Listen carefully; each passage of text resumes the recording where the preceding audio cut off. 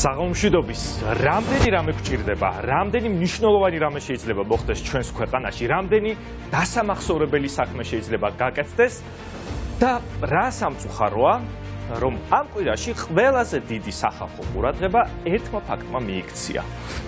აი ამან. ფაქტმა, რომელიც შეიძლება ითქვას მოვლენად იქცა შემდეგ უკვე სოციალურ ქსელში განსაკუთრებით და რა თქმა უნდა ტელევიზიებში. ბანო ზარდიაშვილი ამას აღიქვამს როგორც მამაკაცის დაპირისპირებას სუსტი სქესის წარმომადგენელთან. ჯერ საინტერესოა რომელი საუკუნის გადმოსახედიდან განეკუთვნებიან ქალების სუსტ სქესს. მით უმეტეს აქ ამ შემთხვევაში აი მითხარით რომელი მხარე უფრო გიტოვებთ სუსტი სქესის შთაბეჭდილებას ეკა თუ თვითონ ვანო ზარდიაშვილი ვინ არის საერთოდ? მისი საქმიანო საქმეების შესახებ აქამდე მისმა კოლეგებმა და ვიწრო წრემ კი იცოდა, მაგრამ ფართო საზოგადოებამ ის სწორედ ეკა ბესელიასთან დაპირისპირებით გაიცნო და დიდი შანსია, რომ ყველაზე ღირსშესანიშნავი, რაც საქართველოს ისტორიას ვანო ზარდიაშვილის შესახებ შემორჩება, ზუსტად ეს კადრი იქნება. წმინდანები ჩვეულებრივ ადამიანებშიც არ არიან და მეთანხმებით მით უმეტეს წმინდა პოლიტიკოსი ხომ საერთოდ არ არსებობს. ბესელიასაც ბევრი ჩონჩხი ყავს ნამდვილად კანადაში და საერთოდ თვითონაც იმავე საოცნებო კოლექციიდან არის, რომელსაც ახლა ზარდიაშვილი წარმოადგენს. სულ რაღაც 1 წლის წინ ისინი თანაგუნდელები იყვნენ და ეკა ბესელიაც იმავე ბიძინა ივანიშვილის ინტერესებს ატარებდა, რომელსაც ახლა ზარდიაშვილი ემსახურება. დიდწილად, ანუ ის მმართველი სისტემა, რომელიც ახლა ბესელიას დაუპირისპირდა, მისივე დახმარებით შეიქმნა.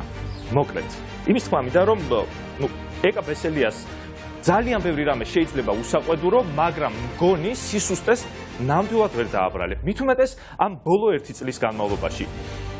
მე ვფიქრობ, რომ კრებითი ზარდიაშვილის ასეთ გაღიზიანებას ზუსტად ის იწვევს, რომ მათი გათვლით ეკა ბესელია ახლა მორალურად სრულიად განადგურებული, გაუბედურებული უნდა ეგდოს სახლში, ხალხში გამოჩენის და ხმის ამოღების უნდა რწყვენოდეს, უნდა იმალებოდეს და საერთოდ პოლიტიკურ სივრცეში და საზოგადოებაშიც აღარ უნდა არსებობდეს. მის მტრებს ეგონათ, რომ კადრების გავრცელებით ასეთი სასიკვდილო დარტყმა მიაყენეს, რომ ის ფეხზე ვეღარასდროს დადგებოდა. და ამ დროს ბესელია ფეხზეც მყარად დგას და ხელებსაც, როგორც ხედავთ, საკმაოდ დამაჯერებლად იქნევს და კიდევ უფრო თავამად იბრძვის, ვიდრე აქამდე. არც პარლამენტში ხმამაღალ გამოსვლებს ერიდება და არც გადაცემებში სტუმრობას, ხოლო ვანო ზარდიაშვილს სტუმრად სადმე თუ მიიწვევენ, ისე მხოლოდ იმიტომ, რომ ეკაზე ელაპარაკონ. ასე რომ მე თუ მკითხავთ, მადლობა უნდა უთხრას ბესელიას, ასე რომ გაიზარდა მასზე მოთხოვნა. ახლა კი კიდევ ერთხელ დაფიქრდით და მითხარით, რომელია ამ ორიდან სუსტი სქესის წარმომადგენელი, ეს თუ ეს? მე ვარ გიორგი გაბუნია, ეს არის პოსტფაქტუმი მთავარ არხზე, აქ მთავარი ხართ თქვენ.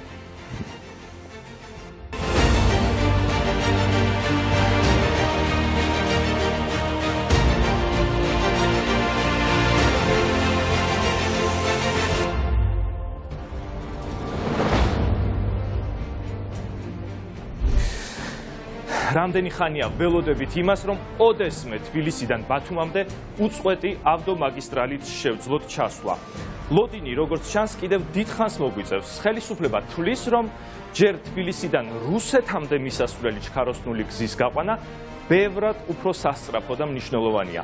ოღონდ, ამავე გზით რუსეთიდან თბილისამდე ჩამოსვლაც ბევრად უფრო გამარტივდება. საუბარია ქვეშეთი-კობის ახალ გზაზე. მათ შორის გამარტივდება ჩამოსვლა რუსული ტანკებისთვისაც. ბიუჯეტში შესატანი ცვლილებების კანონ პროექტში პირდაპირ წერია. სხვადასხვა საბაბიდან გამომდინარე, ბათუმამდე მისასვლელი მაგისტრალის მშენებლობისის გათვლილი მილიონები გადავიტანოთ რუსეთისკენ მიმავალ გზაზე. უფრო მეტიც, სახელმწიფო უზარმაზარ ასეულობით $1000 ოდენობის კრედიტს იღებს ამ გზის გასაყვანად, რომელიც ჩვენ და ჩვენმა შვილებმა უნდა გავისწოროთ, ანუ კრედიტზეა საუბარი. და ძალიან საინტერესოა, რატომ გვადებს ქართული ოცნება ამ ხელა ვალს? ვის და რაში სჭირდება რუსეთთან დამაკავშირებელი ჩქაროსნული გზა და ახალი გვირაბი? როკის გვირაბი არ იყო საკმარისი, საიდანაც რუსეთი თავს დაგვესხა. გასაგებია, რომ თუ კრემლს მოუნდა ავტოტრასების გარეშეც შეძლებს ჩვენზე შეტევას, მაგრამ ჩვენ რა გვინდა ამ დროს? კიდევ უფრო ვუმარტივებთ დედაქალაქამდე მოსასვლელ გზას თუ რას ვაკეთებთ? სომხეთისთვის და ირანისთვის ძალიან მომგებიანია ამ მაგისტრალის გაყვანა. ისინი კიდევ უფრო მარტივად დაუკავშირდებიან რუსეთს, მაგრამ ჩვენ ეს რას მოგვიტანს? ჩვენ რატომ უნდა დავხარჯოთ ამაში ჩვენი ფული და დრო? ქვეყანა ვართ თუ უბრალოდ დერეფანი რუსეთისა და მისი მეგობრებისთვის?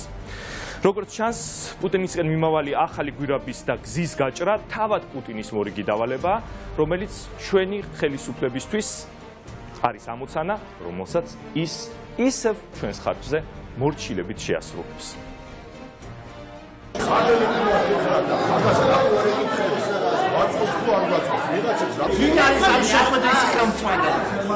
შვიდი მთიულების ახმაურება იშვიათად, მაგრამ უკიდურეს შემთხვევებში ხდება.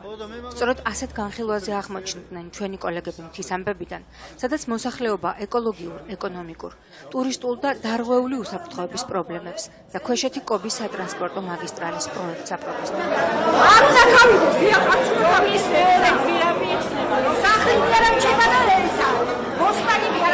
აკავრები ახალ გზას, ახალ როკის გვირაბს უწოდებენ, რადგან მშენებლობის დასრულების შემდეგ ქვეშეთიდან რუსეთის მიმართულებით 35 კილომეტრიანი გზა 12 კილომეტრით შემცირდება და ოკუპანტი ქვეყნის საზღვართან მისვლას 1 საათის ნაცვლად 20 წუთი დასჭირდება. აი აქ ქვეშეთთან საქართველოსთვის ახალი საფრთხე უნდა დაიწყოს. ხელისუფლების გადაწყვეტილებით ევროპაში ყველაზე გრძელი გზა ხადას ხეობაში უნდა შევიდეს და 20 წუთში დაუკავშირდეს იმ მთებს, სადაც უგრძელესი გვირაბით საქართველოსთვის რუსეთთან ახალი დერეფანი გაიჭრება. მაშინ როცა ოკუპანტების სამხედრო ბაზები თბილისიდან 40 კილომეტრში საქართველოს ყველაზე მნიშვნელოვან სატრანსპორტო მაგისტრალთან დგანან, საქართველოს ხელისუფლება ჩრდილოელ დამპყრობელს ახალ კომფორტს უქმნის. ამ გადაწყვეტილებას ხადის ხეობის განვითარების ინტერესებით ხსნის. აკავრების აზრის მოსასმენად ხეობაში შევდივართ. ოფში წინააღმდეგები ვართ რა ჩვენ. ეს არის რა. ეხლა ვისთვის აკეთებენ მაგას საერთოდ. აი ჯერ თავიდან დავიწყოთ ვისთვის არის. ჩვენ რა გვჭირდება საქართველოს ეგ ფაქტია. ვისთვის არის გზა. ვიღაცებს 20 წუთში შეუმცირონ გზა ხო? ის ვიღაცა ვინები არიან? ჩვენ თუ რა მოვკარფი. რასაც ხდება შეუგზა თუ რამე დაჭირება 2 წუთში შემოვლინგა. ვის ჭირდება ეს აკავრებმა ყველაზე უკეთიცია. ვალიკო წამალაიძე იმ ადგილებს გვიჩვენებს, სადაც გზამ უნდა გაიაროს. ჩვენ ახლა იმ ადგილას ვდგევართ, სადაც გზა გაიგეს. რატომ უნდა გაიაროს ამ გზამ? რატო შეიძლება აცილება ამ ყველაფრის, ხო? ხომ გაითვალისწინო მოსახლეობის მდგომარეობას, ხო? ადამიანების საკეთილდღეოდ კეთდება ეს გზა და მე რატომ მიფუჭებ ამდანა ჩემ კეთილ ცხოვრებას? არაერთი თხოვნით თუ წინააღმდეგობის მიუხედავად სახელმწიფო მათი ინტერესები პროექტის შედგენის დროსაც კი არ გაითვალისწინა. არ უნდა გილო მოსახლეობას. ხო ვიღაცებს უნდა ეხლა გონია რომ მაღაზიებზე მიმსააშენებენ რესტორნებზე აერბო. არა ძირითადად ვინც ცოტა მოაზროვნე ისინი წინააღმდეგები არიან მაგზის ხატაში შეტანით. ინფრასტრუქტურის სამინისტროს საავტომობილო დეპარტამენტის მიერ მომზადებულ გრაფიკულ რგოლში ნაჩვენებია მარშრუტი, როგორ უნდა გადაკვეთოს 23 კილომეტრის სიგრძის და 15 მეტრის სიგანის გზამ კულტურული ძეგლებით დატვირთული ხადის ულამაზესი ხეობა, რომელიც სხვადასხვა მონაკვეთზე 4 ხიდით შეერთდება. უღელტეხილი 5 გვირაბით გაიჭრება. მათ შორის ყველაზე გრძელი 9 კილომეტრის სიგრძის მიწისქვეშა გზაა, რომელიც ამიერკავკასიაში არსებულ გვირაბებს შორის ყველაზე მასშტაბური და მაღალი იქნება. ამ ფეშენებელური მომავლის ანიმაციაში არაფერია ნათქვამი, რას დააზიანებს თავის გზაზე მაგისტრალი, რომელმაც საქართველოს სამხედრო გზიდან, ქვეშეთი კობის მონაკვეთზე, ხადას ხელუხლებელი და ხელთუქმნელი, მაგრამ თითქმის დაცლილი სოფლები, ბედონი, ზაქატკარი, შარმიანი, ქოროღო, უშანი, სვიანა, როსტიანა და ჟოჟონი უნდა გაიაროს და ზღვის დონიდან 1800 მეტრზე სოფელ წკერეს მიადგეს. გზა თან წაიღებს ხადის ხეობის სუფთა გარემოს და ეკოლოგიას, საძოვრებს და იალაღებს, რამდენიმე მდინარეს და გრუნტის წყლებს, რომელზეც ხეობის სოფლებია დამოკიდებული. წყალი არა გვაქვს, არაფერი. წყალია ეხლა ჩვენ წყალს რო დაითოს წამაიღებს ზოვის სათავეს და უწყლოდ ვიქნებით მე და ეს. ხეობაში ასულებს მოსახლეობა შველას გთხოვს, თუმცა არიან ისეთები, ვინც მაგისტრალის გაყვანას პოლიტიკური სიმპათიებით უჭერენ მხარს. ჩვენ საერთოდ ქართული ოცნება ვართ. ნაციონალებთან საქმე არ აქვს. ჩვენ არა ვართ ნაციონალები, მაგრამ არც ქართული ოცნება არა ვართ. მაგდენი აღარ ვიცი. ნახტენი აღარ ვიცი. არ შეიძლება იმ გზებზე მაგების სიარული. რის სიარული? აი მაგ ტრეილერებისა. რომელ გზებზე? აი რაც ახლა გზები არის და რუსეთში მიდიან. ხო. აბა რომელ გზაზე შეიძლება? როცა გაკეთდება იმაზე ივლია. თავი რომ დავანებოთ გარემოს დაცვით, კულტურული მემკვიდრეობის, ადგილობრივი მოსახლეობის ინტერესებს, ზოგადად ქვეყნის საფრთხეობის თვალსაზრისით, რა საფრთხეების შემცველი შეიძლება იყოს ჩრდილოეთთან მომავალ საფრთხებთან დაკავშირებით ეს გზა, ამაზე ცალსახად პასუხი არ არსებობს. ჩვენ არ ვლაპარაკობთ მხოლოდ ცალკე აღებული საერთოდ უარზე, ამ გზის მშენებლობაზე, ჩვენ საუბრობთ რამდენიმე ფაქტორზე. ერთი ეს არის ალტერნატივა ამ გზის მშენებლობის, სხვა ტერიტორია იყოს შერჩეული და მეორე რა საფრთხეები და რა სარგებელი არის სპეციალური პროპორციული ერთმანეთთან მიმართებაში. გარემოზე ზემოქმედების ანგარიში ხეობის შესწავლის გარეშე ზედაპირული დაკვირვებით შედგა, ამბობენ ექსპერტები. არავინ მიაქცია ყურადღება იმას, რომ მთავარანგელოზის ეკლესია, უნიკალური სამრეკლო, სიპი მშრალი ქვით ნაგები ძეგლები, სახლები და კოშკები ჩქაროსნული მაგისტრალის პირდაპირ ზემოქმედების ზონაში მოხვდებიან. წარმოიდგინეთ, გავიდნენ 2 დღით აპრილის თვეში, 2 დღით მაისის თვეში და უბრალოდ გაიარეს იმ ტერიტორიაზე და რაც დაინახეს ის ჩაწერეს. ამიტომ თავიდანვე შეგვიძლია ვთქვათ, რომ ეს კვლევა, რომელიც მათ დადეს ბიომრავალფეროვნების შეფასების, აბსოლუტურად ასე ვთქვათ, მცდარია. 27 წლის გიგა ჩოხელი ხადის ხეობის მკვიდრი და გმირია. ახლაც ხეობის გასაჭირზე საერთაშორისო ორგანიზაციებს ანგარიშს უგზავნის, სადაც წერს, რომ ახალი გზის საჭიროება არ უნდა გულისხმობდეს კონკრეტული ხეობის მსხვერპლად შეწირვას, მოსახლეობის ჯანმრთელობის, სიცოცხლის და ხეობის მომავლის განადგურებას. იქნება უფრო განავითაროს ამ გზამ ხადას. განვითარებაში უნდა დავკონკრეტდეთ მაშინ რას გულისხმობთ, იმიტომ რომ ნუ რაღაცა მიდის, რაღაცა მოდის და ეს უკვე ღირებულებების, ასე ვთქვათ, გადაფასების მომენტია, რომ რა არის ჩვენთვის ღირებული. გიგასთვის და მისი ტოლმეგობრებისთვის განსაკუთრებით ღირებული ეს პეიზაჟი და გარემოა, სადაც 7 კილომეტრიან დაანგრეულ გზაზე ძირითადად ფეხით ამოდის. ნორა ბაბოს ხელით დამცხვარ ქადას გატეხს და ჩამოსულ სტუმრებს აქაური უგემრიელესი ხილით გაუმასპინძლდება. აბა გამასენჯ. თქვენ თვითონვე გრძნობთ რა ჰარმონიული მდგომარეობა ამ ბუნებასთან, გარემოსთან, სიმშვიდე და ასე შემდეგ.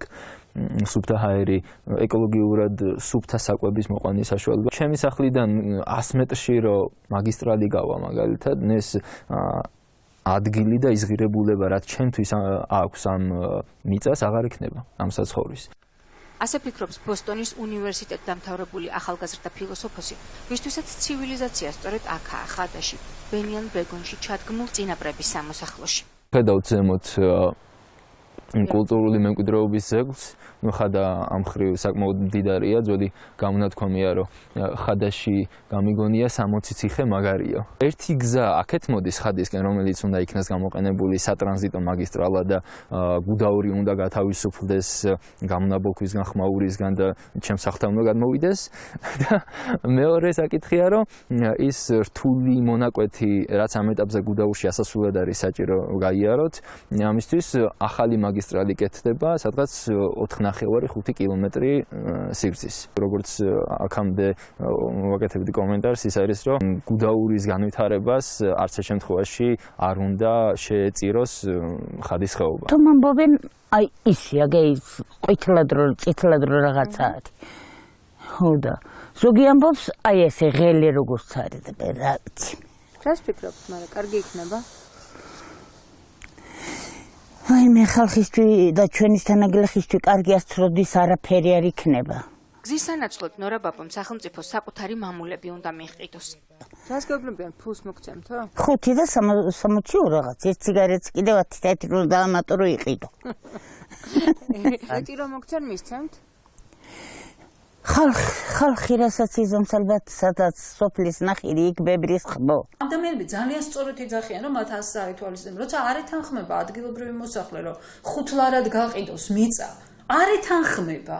ეს არ ნიშნავს, რომ შენ დაასრულე მოლაპარაკებები და შემდეგ წახვალ და რა ქვია, გამოიყენებ კანონს იმისთვის, რომ ექსპროპრიაცია მოხდეს. ასე არ ხდება.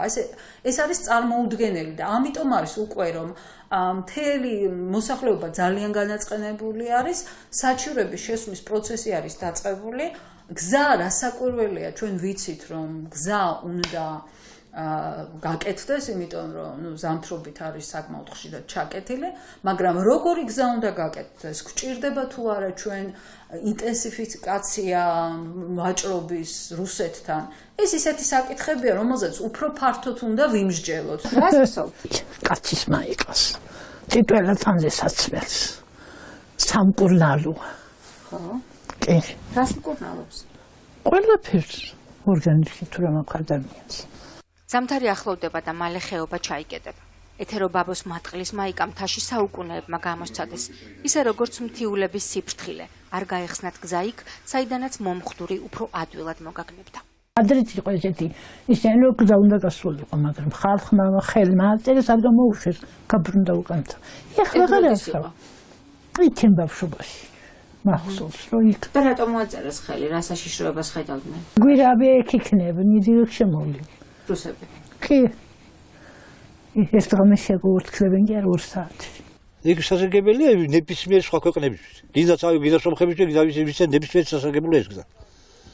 ჩვენ ქართული ხალხისთვის არანაირი სარგებელია, ვინც სათავეში ზიანი მათაც შეიძლება ქონდეს სარგებელი.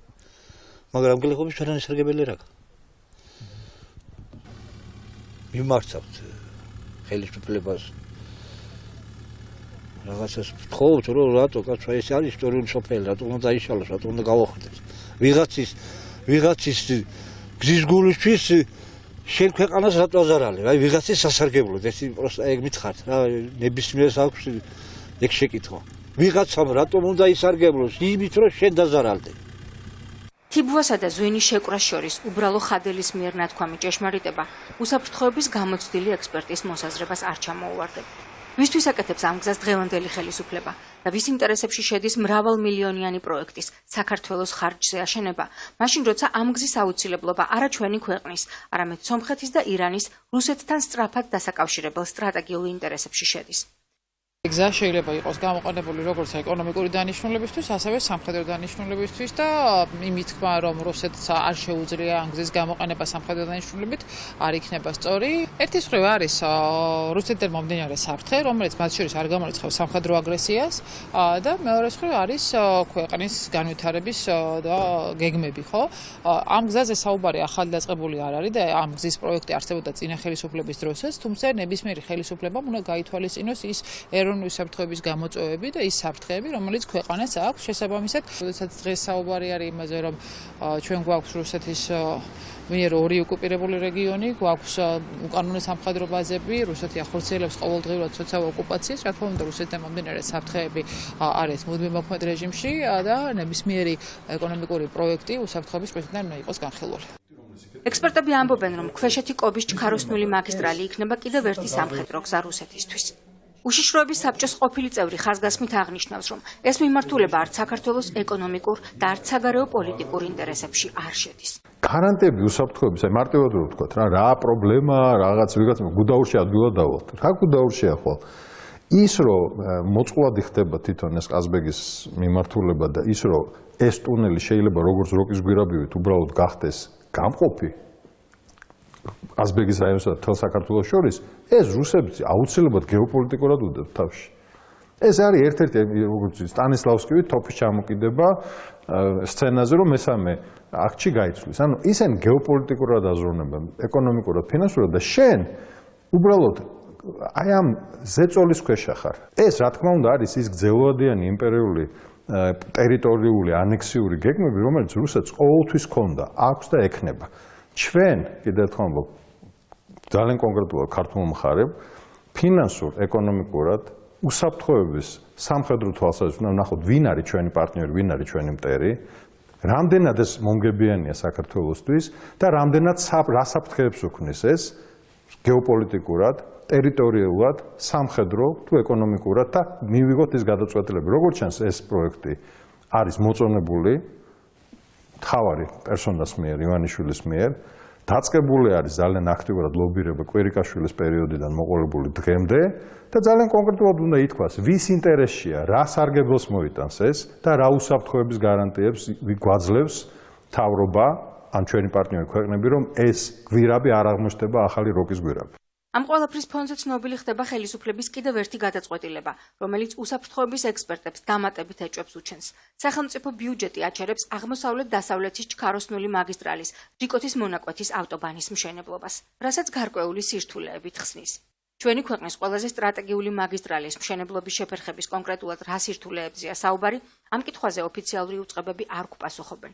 სამაგიეროდ ამავე დოკუმენტში წერია, რომ დასავლეთის გზებისგან გამოტვირთული თანხით რუსეთისკენ მიმავალ გზას დააფინანსებენ. დაფინანსება რუსების ლობირების გარეშე და იმ ზეწოლის გარეშე, როგორც ერთ-ერთი პირობაა, როგორც ჩანს რუსების მხრიდან ურთიერთობის ნორმალიზაციის, სტაბილურობის და მშვიდობის და პოლიტიკური, ესე ვთქვათ, გრძელვადიანი არსებობის ქართული ოცნებისთვის შენარჩუნების, როგორც ჩანს, ეს ძალიან მნიშვნელოვან როლს თამაშობს აი ამ სურათში. ამიტომ აი ამას შევხედოთ. 400 მილიონზე მეტი თესლის აღება, როდესაც აღმოსავლეთ-დასავლეთ მიმართულება არ აქვს დამთავრებული, რომელიც სტრატეგიულად მნიშვნელოვანია.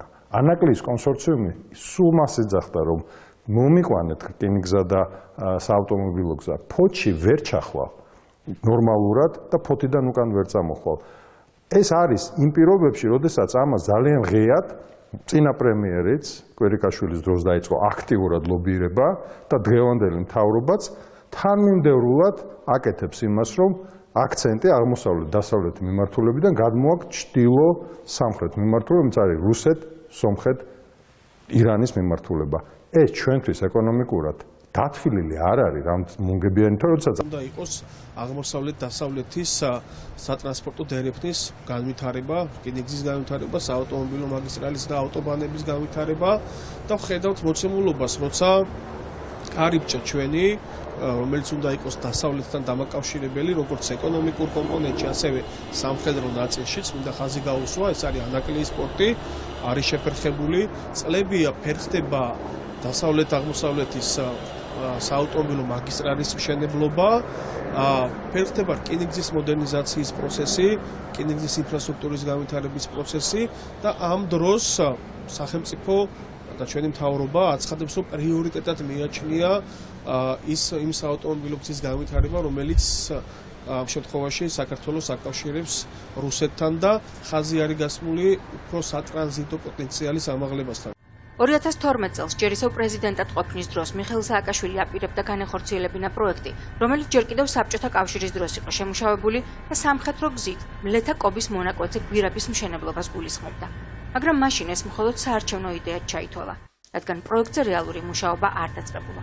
ახლა კი საქართველოს მესამე პრეზიდენტი თვლის, რომ ქვეშეთი კობის ავტობანი ეს იქნება ახალი შანსი ოკუპანტი რუსეთისთვის თბილისის სწრაფად ასაღებად.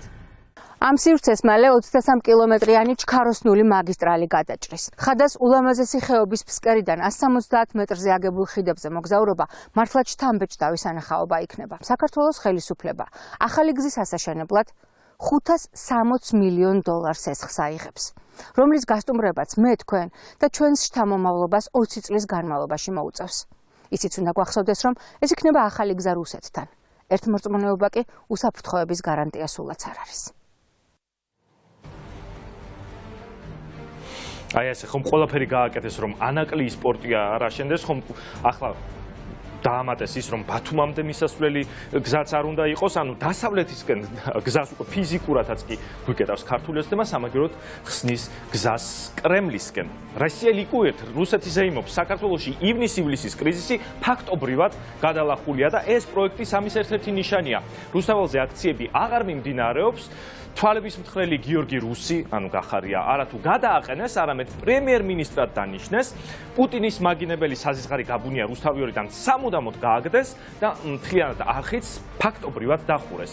და რუსული მედიაც კმაყოფილი იუწყება, რომ გაფუჭებული ურთიერთობები სწრაფი ტემპით უმჯობესდება. დაშინებული ქართული ოცნება ისეთ ნაბიჯებსაც კიდგამს, რაც 2008 წლის ომის შემდეგ არც ერთ მთავრობას არ გადაუდგამს. საქართველოს და რუსეთის საგარეო საქმეთა მინისტრები პირისპირ ერთ-ერთზე შეხვდნენ ერთმანეთს. რა თქმა უნდა, ჩვენი პრეზიდენტის საყვარელმა დიპლომატმა სერგეი ლავროვმა არ გაუშვა ხელიდან შანსი, რომ ისედაც მის ფეხქვეშ გაწოლილი ქართული ხელისუფლებისთვის კიდევ უფრო არ დაეჭირა წიხლი. შეხვედრაზე სულ არ მინდოდა წასვლა, ქართულმა მხარემ თვითონ მომთხოვაო, ასე თქვა. დავით ზალკალიანსაც დასცინა, შეხვედრა ბევრად უფრო ხანმოკლე იყო, ვიდრე ქართველი მინისტრის კომენტარები ამ შეხვედრის შესახებო. ანუ ამით ხაზი გაუსვა, როგორი არაფრის მთქმელი იყო ეს მოლაპარაკება რუსეთისთვის და სამაგიეროდ რამხელა მნიშვნელობას ანიჭებს მას საქართველო. და კიდევ ერთხელ დაგვაიმედა, ნუ გეშინიათ, თქვენ საცოდავებო თქვენთან ომს არ ვაპირებთო.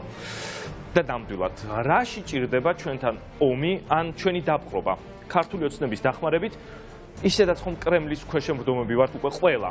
ახალ გზებსაც გაიყვანენ, კრემლამდე სწრაფად მისასვლელად და მონატრებულ იაფასიან ფრენებსაც აღადგენენ. ოღონდაც ყოველთვის გვერდი-გვერდ იყვნენ.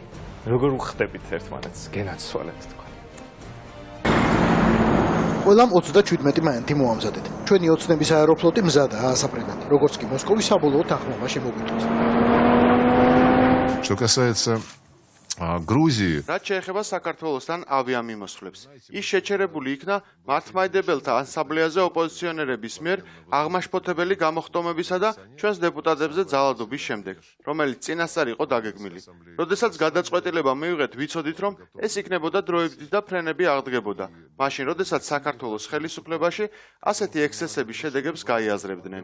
ექსცესები რომ ამოფხრილია მოსკოველ უფროსობას ალბათ მინისტრმა ზალკალიანმა უკვე მოახსენა. პირველ შეხვედრაზე, რომელიც ორი ქვეყნის პოლიტიკურ ხელმძღვანელობა შორის 2008 წლის შემდეგ შედგა. შეხვედრის წინა დღესაც თქვა და დღესაც გაიმეორა, რომ არის შესაძლებლობა, რომ რაღაცა იგივე ფრენებთან დაკავშირებით გადაწყვეტილება, რომელიც იყო მიღებული, რომ ამ მიმართულებით გარკვეული პროგრესი იყოს.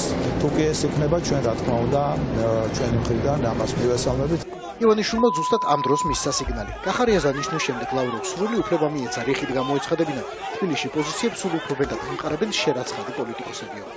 სერგეი ლავროვი სწორ გადაწყვეტილებად მიიჩნევს პირდაპირ მიმოსვლის აღდგენას საქართველოსთან, რომლის მცხოვრებლებმაც უკვე გაიაზრეს რუსეთის წინააღმდეგ პროვოკაციების კონტრპროდუქტიულობა.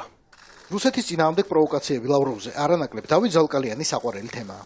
ზალკალიანი იყო პირველთაგანი, ვინც ივლისის ერთ კვირას შუაღამეს მსოფლიო თანამეგობრობას მიმართა მოთხოვნით სასწრაფოდ გაეღვიძათ და დაეგმოთ ქართველი ტელეწამყვანის რეპლიკა პუტინის მისამართით. ამ განცხადებისთვის ყურადღება არავის მიუქცევია მოსკოვის გარდა. ამოცანაც ეს იყო, შერაცხადი პოლიტიკოსები თუ გაკლდათ, აგერ არის. გუშინ შვეიცარიის კონფედერაციის საგარეო საქმეთა მინისტრთან ჰქონდა შეხვედრა, სადაც იყო ინიციირებული მათი მხრიდან შესაძლებლობა რუსეთის ფედერაციის საგარეო საქმეთა მინისტრთან შეხვედრის და ამ საკითხებზე, რომელიც ჩვენი ქვეყნის დეოკუპაციასთან არის დაკავშირებული და ოკუპირებულ ტერიტორიებზე მიმდინარე უკანონო ბორდერიზაციასთან, გვემჯელა შეხვედრაზე, რომელიც დაორგანიზებული იქნებოდა შვეიცარიის მისიის მიერ, პირველი შესაძლებლობა იქნებოდა ასეთ დონეზე რუსეთის ფედერაციისთვის პირდაპირ გვეთქმა სათქმელი.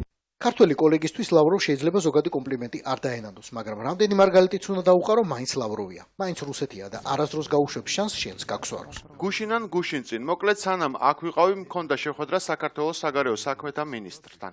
შეხვედრა მანითხოვა. მე წავიკითხე შემდეგ მისი კომენტარები და ეს კომენტარები მგონი უფრო ხანგრძლივი იყო, ვიდრე თვითონ შეხვედრა. ის დაინტერესდა, როდის შეიძლება ავიამიმოსვლების აღდგენა. მეღიმება იმ კომენტარებზე, რომელსაც აკეთებენ ამ შეხვედრაზე. კომენტარებზე, რომელსაც აკეთებს ქართული მხარე. ძალიანაც კარგი თუ შეხვედრა ზალკალიანმა ითხოვა. ნინო ბურჯანაძე წლებია ამტკიცებს, რომ მოსკოვისგენ მის გაკვალულ გზას მთავრობაც უნდა დაადგეს და საკუთარი ყურით მოისმინოს ჩრდილოელი მეზობლის ულტიმატუმი. საქართველოში არ განლაგდეს ნატოს ბაზები, არ განლაგდეს თქვათ ნატოს თვითმფრინავები, არ განლაგდეს ნატოს რაკეტსაწინააღმდეგო სისტემები და ასე თავდასხმის სისტემები და ასე შემდეგ. ბურჯანაძემ იცის რას ამბობს, უფრო ზუსტად იცის რას ამბობს მოსკოვი. იმას, რაც ლავროვმა გაზეთ კომერსანტს წინა დღეს უთხრა. ვადასტურებ, არ გვინდა რომ ნატო შემოგვერტყას გარშემო, მჭიდროდ მოეწებოს ჩვენ საზღვრებს, ჩაატაროს სწავლებები, განათავსოს შეიარაღება. რა მოხდება, თუ საქართველო მაინც შევა ნატოში? ომს არ დავიწყებთ კპირდებით, მაგრამ სერიოზულად დაზარალდება ჩვენი ურთიერთობა ალიანსთან და მასში გაწევრიანების მსურველ ქვეყნებთან. არადა თითქოს ყველაფერი კარგად მიდიოდა. ლევანდაც ედრის გამოკითხვით წლიდან წლამდე იკლებდა რუსეთის მოქალაქეთა რიცხვი, ვინც საქართველოსგან საფრთხეს ელოდა. 2006 წელს მტრების სიაში მეორე ადგილზე ვიყავით. 2012-ში პირველზე ავიწიეთ. წელს კი ჩვენ 11% ძლივ შევინარჩუნეთ ადგილი ათეულში. ეს გავრილოვამდე იყო. ახლა კი ივანიშვილის მთავარ მონაპოვარს საფრთხე ემუქრება. სიტუაციამ სასწრაფო და რადიკალური ჩარევა მოითხოვა. გაეროს გენერალური ასამბლეა და რუსეთის საგარეო საქმეთა მინისტრთან შეხვედრა საუკეთესო შესაძლებლობად ჩაითვალა. გულმა ვიწყობაში ბევრჯერ შემჩნეულ ქართულ საზოგადოებას წესით აღარ უნდა ახსოვდეს, რომ თბილისში ვიზიტისას რამდენიმე წლის წინ სერგეი ლავროვმა კატეგორიული უარი თქვა საქართველოსთვის დაღუპულ გმირთა მემორიალის გვირგვინის ჩემკუბაზე. სამაგიეროდ გაქანდა და ყვავილები მიართვა დაღუპული სეპარატისტების ხსოვნა სოხუმის ცენტრში.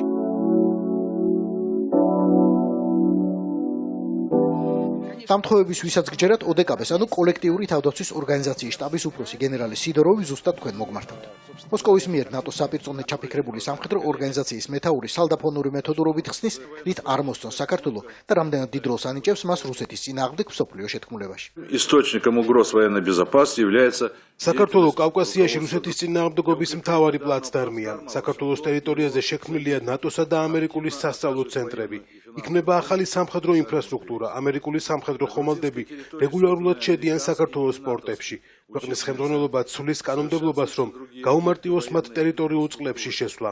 ამერიკის შეერთებული შტატები და ნატო მუდმივად აფართოვებენ მრავალეროვნულ საბრძოლო მომზადებას და ამუშავებენ რუსეთისა და მისი მოკავშირეების წინააღმდეგ სამხედრო ძალების გამოყენების გეგმებს. ასე დაამუშავეს სიდოროვმა, ლავროვმა და პუტინმა იქით თავიანთი ბიდლო, აქეთ ბიძინა ივანიშვილი. ასე დაამუშავა ივანიშვილმა საკუთარი მრევლი.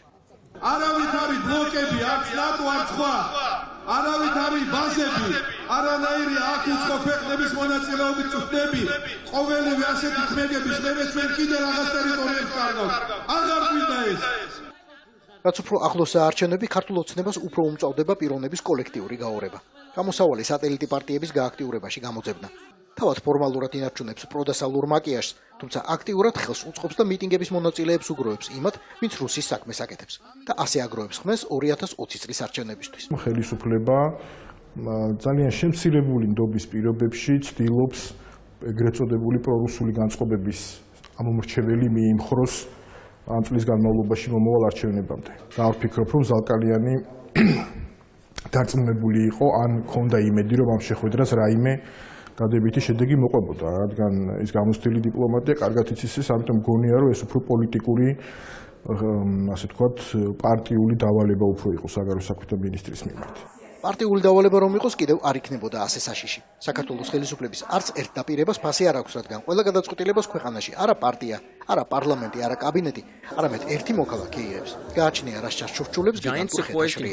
თუკი საგარეო საქმეთა მინისტრი აწარმოებს მოლაპარაკებას, ბუნებრივია მას ინსტრუქციას უნდა აძლევდეს პრემიერ-მინისტრი და კაბინეტი და არა ერთი ადამიანი. რატო? იმიტომ რომ რაც არ უნდა გენიოსი იყოს ის ადამიანი, ახლა გენიოსი ნამდვილად არ არის ივანიშვილი, მაგრამ თეორიულად მან შეიძლება შეცვალოს პოზიცია.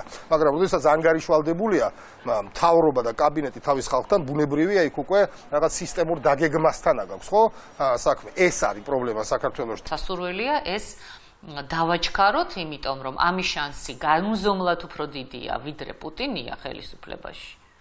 ვიდრე მას შემდეგ, როდესაც ის ხელისუფლებაში აღარ იქნება. მე მესმის, რომ ეს ძალიან ბევრ შეიძლება გაუკვირდეს, მაგრამ მერწმუნეთ, მე კარგად ვიცნობ რეალობას, იმიტომ რომ ის არის ადამიანი, რომელსაც შეუძლია არაპოპულარული გადაწყვეტილება მიიღოს. ნინო მურჯანაძის ნახსენები არაპოპულარული გადაწყვეტილება, რომლის გადათქმაც მისი აზრით მხოლოდ პუტინს შეუძლია, აფხაზეთისა და ყოფილი სამხრეთ ოსეთის დამოუკიდებლობის აღიარებაა. იქვე ამატებს, რომ ისედაც მიზერული შანსი წლიდან წლამდე უფრო მცირდება. მისი და ერთი სხვა პარტიის გარდა საქართველოში არავის ჯერა, რომ რუსეთი ამ შესაძლებლობას განიხილავს. ან რომ ზალკალიანსა და მის უკან მდგომ პარტიას აქვთ რაიმე შესათავაზებელი, კრემლში ასრულებინონ 2008 წელს მიღებული გადაწყვეტილება. თუკი იქიდან იქნება პირობები წამოყენებული, რომ აი მე შემიძლია რაღაცა პატარა დაგითმოთ, მაგრამ ამისათვის თქვენ უნდა დათმოთ თქვენი ქვეყნის ეროვნული ინტერესები, არ ვიცი, მაგალითად, არ ააშენოთ ანაკლიის პორტი და აი რაღაცა შეიძლება დაგითმოთ. აი შეიძლება რაღაც ფრენები, რაღაც არ არის მნიშვნელოვანია, ბუნებრივია, მაგრამ თანაზომადი არ არის, ხო? დავაკვირდით ლავროვის ტექსტს, თუ კარგად მოიქცევით, ფრენებს აღგიდგენთ. პარადოქსალურია, რატომ უნდა ვაძლევდეთ მტერიის ოკუპანტის ხელისუფლებას ჩვენი დაცინვის საშუალებას მაშინ, როდესაც ჩვენი ტერიტორიები არის მათ მიერ ოკუპირებული, პრაქტიკულად კვირა არ გავა, რომ ქართველი საზღვრისპირა მოსახლე ასე ვთქვათ, ადმინისტრაციული საზღვრისპირა მოსახლე არ გაიტაცონ, სახლი არ გადაუწვან, არ გამოყარონ იქიდან და ასეთ პირობებში ჩვენ თუ რა არ ვიცით, რომ ამას შედეგი არ იქნება გარდა იმისა, რა შედეგიც დღეს დავინახეთ ლავროვის განცხადებაში. ლავროვთან ერთად ნიუ-იორკში მისი ძველი ნაცნობი სალომე ზურაბიშვილი იყო. საქართველოს სახელმწიფო პოლიტიკის შესახებ მსოფლიოს ყველაზე მაღალი ტრიბუნიდან სწორედ მან ისაუბრა. მრავლის მთქმელად არაფრის მთქმელმა გამოსვლამ რუსეთი ზედმეტად არ გააღიზიანდა და საჭირო ფონი შეუქმნა სპონტანურად წოდებულ მოლაპარაკებას. რომ ცივი, პრაგმატული პოლიტიკა და ერთადერთი პირობა, რომ ომი არ არის გამოსავალი. არის ის პლატფორმა, საიდანაც უნდა ველაპარაკოთ ყველა. პრაგმატულმა პოლიტიკამ, რითაც ქართული ოცნება 7 წელია თავს იქებს, პირველი ნაყოფი გამოივა. მოსკოვი ამბობს, ზედმეტად ცხელი ზაფხული რომ არ ქონოდათ, შემოდგომა უფრო ხვავიანი იქნებოდაო. ისევ მინისტრი ლავროვი. როგორც ვიცით, რუსეთი მზად იყო 2019 წლის ზაფხულში გაეუქმებინა ვიზები საქართველოსთან. კი, მზად იყო, მომზადების პროცესი გართულდა, მაგრამ ვლადიმერ პუტინმა გადაწყვიტა ეს მაინც გაგვეკეთებინა. ივნისის გამოხტომამ პროცესი უკან დახია. ბევრი და მძიმე მათრახი და სულ ერთი ნამცეცი თაფლაკვერი, ისიც მხოლოდ დაპირებული. მომღიმარი ლავროვის დამამცირებელი განმარტებით მე არც მეფიქრია, ქართველების მინისტრმა თვითონ მთხოვა შეხვედრა. შვეიცარიის ელჩმა კი მხოლოდ მოლაპარაკებათა ოთახამდე მიგვაცილა, მაგიდაზე შოკოლადი დაგვიტოვა და წავიდაო. ქართული დიპლომატიის გამარჯვებად სახელდებული შეხვედრა ზალკალიანს ისე ჩამწარდა, აღარც შვეიცარიული შოკოლადი უშველის და აღარც ბაბაევსკი კომბინატის მიშკან ასევე.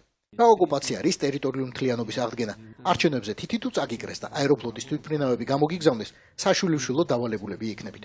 ყველა შემთხვევაში ღვედები მაგრად შეიკარით, ივანიშვილს საარჩევნოდ მაგარ ტურბულენტურ ზონაში შევყავართ. რუსეთის გულის მოსაგებად ქართული ოცნება მზად არის მსხვერპლიც გაიღოს. ოღონდ არათავისი რიგებიდან, რა თქმა უნდა. ბიძინა ივანიშვილის ხელისუფლება სამაგალითოდ სჯის 20 ივნისის აქციის შემდეგ დაკავებულ ახალგაზრდებს, თუნდაც ძალიან მძიმედ დაავადებულს. თუ ამავე აქციაზე დაკავებული სპეცრაზმელის გათავისუფლება ჯანმრთელობის მდგომარეობის გამო შესაძლებელია, იგივე შეღავათი აქციის მონაწილეებს არ ეხებათ, თუნდაც ისინი სიკვდილის პირას იყვნენ მისული. ერთ-ერთი მათგანი შიმშილობს და უკვე ეტლით უწევს გადაადგილება, მაგრამ მას მაინც არ ათავისუფლებენ.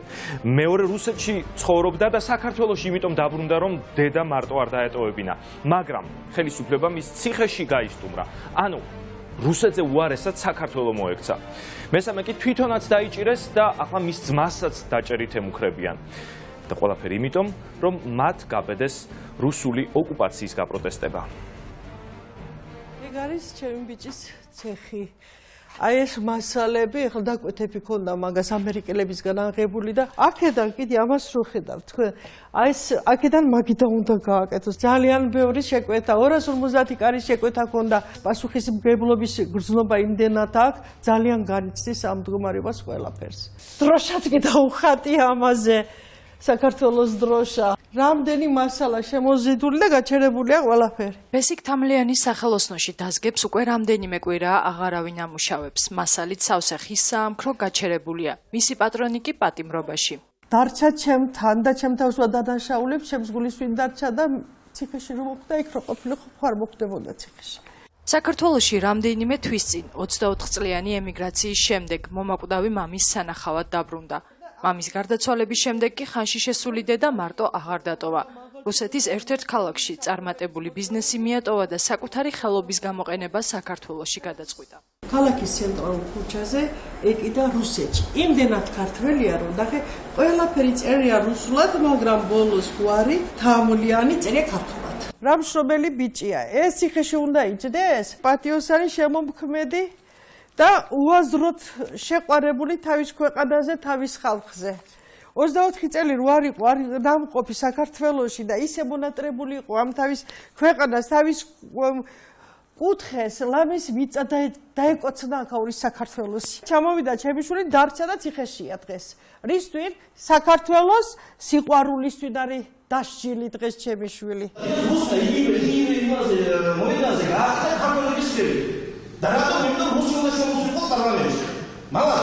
ბესიკ თამლიანი გავრილოვის ღამის პატიმარია. მას 20 ივნისის ღამეს პოლიციელებზე თავდასხმაში ედება ბრალი. დედა კი ამბობს, რომ მისი შვილი აქციის მონაწილე ქალებს იცავდა. ბესიკ თამლიანი აქციაზევე დააკავეს. დაკავებისას იგი სცემეს. შედეგად თავზე ჰემატომა განუვითარდა, თვალიც დაუზიანდა. ყველა მიცის რომ იგი იყო მისული გაბრაზებული ახალგაზრდები იყვნენ. თვალები დათხარეს მაგ ბავშვებს, ზურგში გაქცეულებს ზურგში ესროლეს და ვინ არის დამნაშავე? ეგ ბავშვებია დამნაშავე თუ გახარი ამიხსენით. ჩემი შულის თვალწინ იმაში რა ქვია ფანტანში ჩაყარეს ქალები და ახალგაზრდა გოგო ბიჭები. იმ ფანტანში იმ ღამეს წყალი იდგა თუ და შტირები ხო არის ამოსული.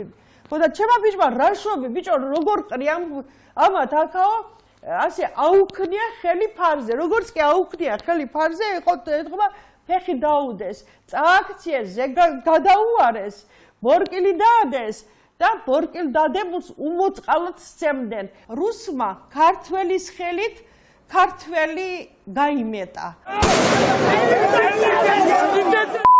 აქციაზე დაკავებულ თამლიანს 13 დღიანი სასჯელის სააპელაციო სასამართლომ დაკავებიდან მეოთხე დღეს მოუხსნა და გაათავისუფლა. მალე ის პოლიციის მხრიდან ძალის გადამეტების ფაქტის შესწავლის გამო პროკურატურაში დაიბარეს. გამოკითხვიდან რამდენიმე დღეში კი საკუთარ საამქროში ხელმეორედ დააკავეს და სისხლის სამართლის დანაშაულში ბრალდებულად სცნეს. დედა იხსენებს, რომ მისი შვილის დასაკავებლად სულ ცოტა 15 პოლიციელი მივიდა. ციხეში ბესიკის ჯანმრთელობის მდგომარეობა გაუარესდა. დედა ამბობს, რომ შვილს საპატიმროში ნერვის ანთება დაემართა და მეტყველებაც უჭირს. დღითი დღე ძლიერდები, ასე რომ უკან არაფერზე არ ვიხარ. უნდა ვიბრძოლო ბოლომდე ჩემი შვილისთვის. პირველ რიგში. გახარია უნდა იჯდეს მათ. ბესიკ თამლიანი აფხაზეთიდანაა დევნილი. ორჯერ გავხდით სრულებული რუსეთის. ადრე თუ ვტიროდი, ახლა არ მინდა ტირილი. კი მეტირება ზოგჯერ, მაგრამ მაინც არ ვიტირებ. უნდა ვიბრძოლო ბოლომდე ჩემი შვილისთვის. როცა ძალიან მიჭირს, მაშინ ვიწყებ მოქმედებას. გონება მეხსნება სრულად და მაშინ ვიწყებ, როცა ძალიან მაგრამ მიჭირს და ეხლა ყველაზე ძალიან მიჭირს. იმიტომ რომ ორ შვილს საფრთხე ემუქრება. კვირის ყველა ორშაბათი ჩემთვის სასამართლოთი იწყება. სასამართლოდან სასამართლოში. ცრემლების შეკავებას გავრილოვის ღამის კიდევ ერთი პატიმრის დედა ცდილობს. განსასჯელის სკამზე მაგული გობეჯიშვილის ორი შვილისის, ზურა და გიორგი ბუდაღაშვილები.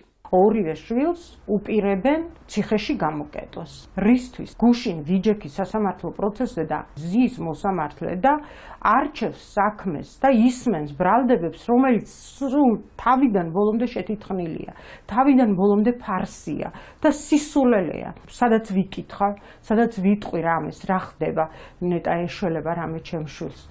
ყველგან პასუხი მაქვს ასეთი, რა ეშველება მაგათი საქმე ზემოთ არის გადაწყვეტილი. ზურა ბუდაღაშვილი ჯგუფურ ძალადობაში ბრალდებით 4 ივლისს საკუთარ სახლთან დააკავეს. დედა იხსენებს, რომ 20 ივნისის ღამეს მისი შვილი აქციაზე მეგობარს გაჰყვა. იმ ღამეს ზურაბს 2 ტყვია მოხვდა.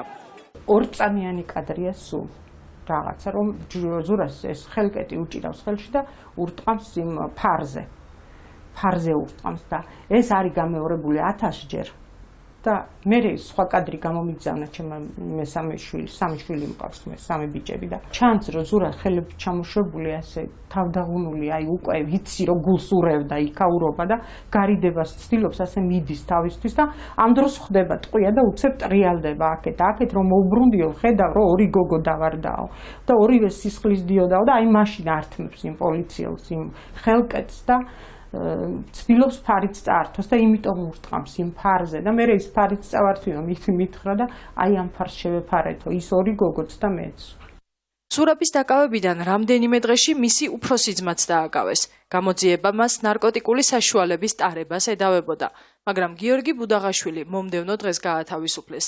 2 აგვისტოს ისევ დააკავეს ამჯერად ნარკოდანაშაულის გამოძიების ფარგლებში მოპოვებული მტკიცებულების განადგურების ბრალდებით და უკვე 3 აგვისტოს გირაო შეუფარდეს. რამდენიმე დღის წინ საქმე სრულ წარმოებაში შევიდა. დედაც და ადვოკატიც ფიქრობენ, რომ გიორგისთვის ბრალის წაყენება მაშინ გადაწყდა, როცა მან კამერების წინ უმცროსი ძმა დაიცვა.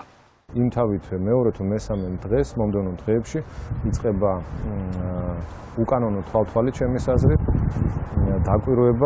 დაყვება სხვადასხვა მანქანები. 2 კვირის თავზე მას აჩერებენ. ბატონი ბუდაღაშვილი ყვება ესეთ რამეს, რომ შეამჩნია ეს პოლიციელი მანამდე. რაიმე რომ ქონოდა კანონსაწინააღმდეგო, ალბათ მოიცილებდა ამას და თან აღარ ექნებოდა. ყოველგვარი გაფრთხილების გარეშე უწყებენ ცემას, ვერ მიიღეს ეს აღიარებითი ჩვენება, ჩაუდეს ნარკოტიკი იმის გამო, რომ მისი ძმა პირველი არ აღიარებს დანაშაულს და გაბედა და გამოხატა პროტესტი გავრილოვის ჩამოსვლასთან დაკავშირებით. მე გიორგი სარფში გააჩერეს. მთელი 8 საათი გატაცებული ყავდათ. და სად ყავდათ კაცის შვილმა არ იცის. ზურაბ ბუდაღაშვილი პოეტია და არა ქვეყნის გადამტრიალებელი, ამბობს დედა და შვილების დასაცავად ბრძოლას დაუღალავად აპირებს. რატომ არ გამოდის ეს ხალხი და რატომ არ დგას ჩემ გვერდით უფრო მყარად და უფრო გაბედულად?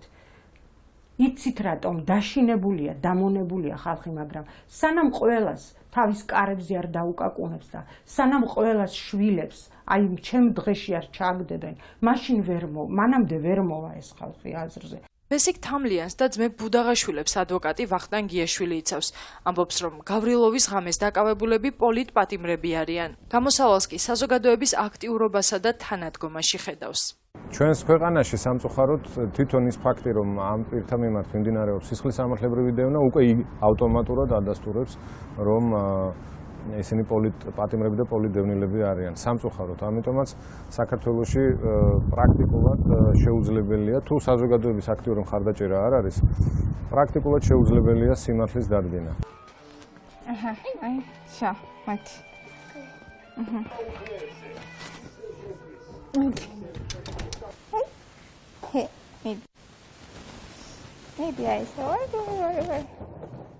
შვიდი წლის ანა მარია ჯიქურს უცნობმა დიდი ხნის ოცნება აუხდინა და სკეიტბორდი აჭუქა. ჯიქურების ოჯახი ამჯერად სრულიად უცხო ადამიანების დახმარების იმედადაა დარჩენილი. მათი ოჯახის ერთადერთ მარჩენალს ბრალი ჯგუფურ ძალადობაში და ორგანიზებულად შტურმით პარლამენტში შეჭრის მცდელობაში ედება.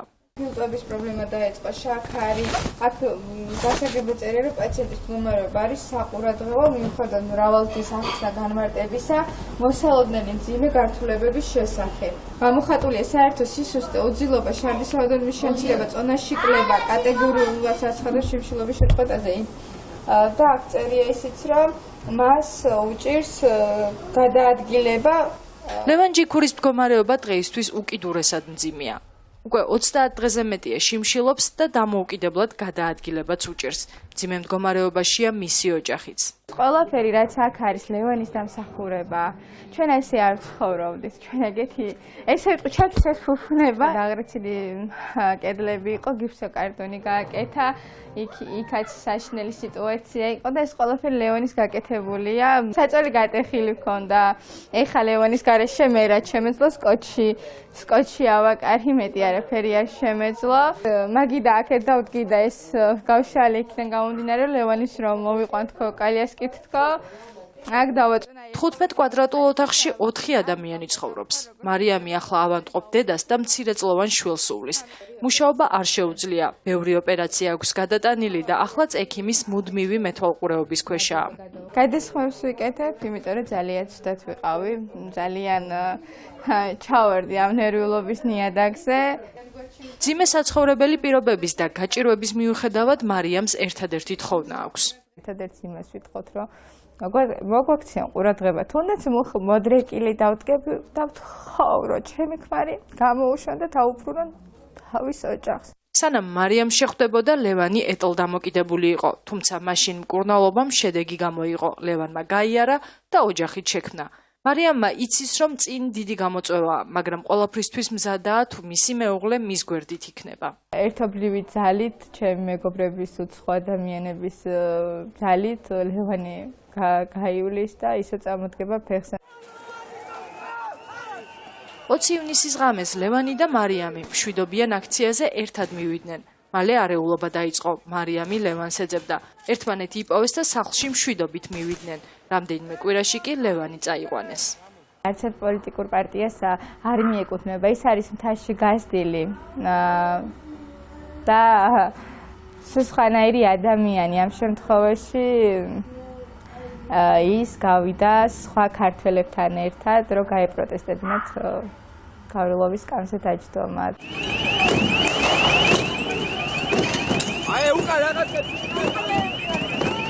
სრულფურ ძალადობაში და ორგანიზებულად შტურმით პარლამენტში შეჭრის მცდელობაში დღეისთვის 20-მდე ადამიანია დაკავებული. მაშინ როცა სასამართლო მსჯავრდებულების ჯანმრთელობის მდგომარეობას არ ითვალისწინებს, გირაოთი და ჯანმრთელობის მდგომარეობის გათვალისწინებით სპეცრაზმელი თავისუფლება, რომელზეც გამოძიებამ დაასკვნა, რომ საკუთარ უფლებამოსილებას გადაამეტადა და ადმინისტრაციული სამართალდარღვევის ჩადენისთვის დაკავებულ პირზე ფიზიკურად იძალადა. გავრილოვის ღამის პატიმრების მომდევნო სასამართლოს ხდომა 8 ოქტომბერსაა დაგეგმილი. მე ეჭვი მაქვს, რომ დღეს მთავარ აქცენტებში იქნება ერთ-ერთი თემა ქართული ოცნებისა, ჩვენი ხელისუფლების და რუსეთის ფლირტი. ვნახოთ უფრო კონკრეტულად, რაც შეეხება დღევანდელი გადაცემა, ეკა კვესიტაძე გვეტყვის ამას. ეკა საღამოშვიდობისა. ისაუბრებ თუ არა ამ თემებზეც?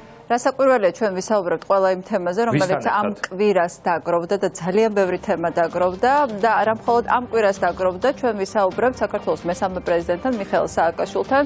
ის პირველად გამოჩნდება მთავარი არხის ეთერში და მასთან განვიხილავთ ყველა იმ საკითხს, რომელიც ჩვენს მაყურებელს აინტერესებს. დიდი მადლობა. საინტერესო ეთერი გველის შესაბამისად. საინტერესო იქნება.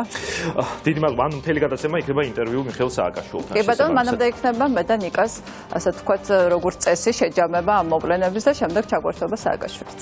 დიდი მადლობა. დროებით გემშვიდობებით ეკა კვესიტაძე და ნიკა გვარამია დაბრუნდებიან მთავარი არხის ეთერში პოსტფაქტუმის შემდეგ.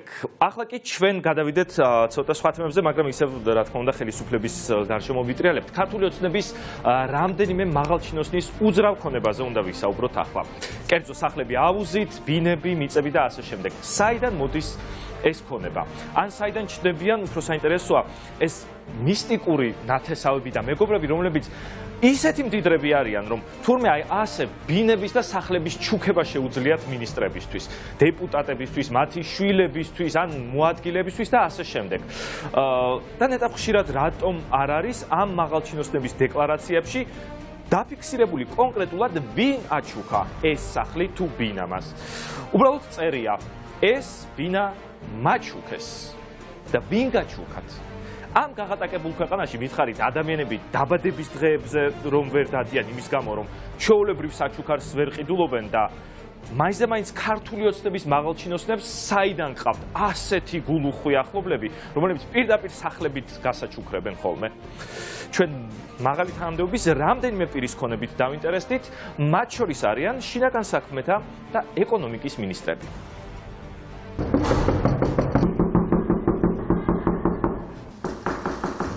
საქართველოში ჩინოვნიკების ქონება, რომ წლიდან წლამდე იზრდება, ამაზე ყველა ესკარი მეტყველებს. შინაგან საქმეთა მინისტრმა ვახტანგ გომელაურმა 2013 წლიდან თანამდებობის დაკავების შემდეგ ფულად შემოსავალთან ერთად უძრავი ქონებების ჩამონათვალიც გაზარდა. გომელაურმა პოლიტიკური კარიერა შინაგან საქმეთა მინისტრის მოადგილის რანგში 150 კვადრატულ მეტრიან სახლში დაიწყო. ვარკეთილის პირველ მიკროში მის მეუღლეზე ნინო კუდუხაშვილზე რეგისტრირებული ქონება 2014 წლიდან ფეშენებელურმა აგარაკებმა ჩაანაცვლა.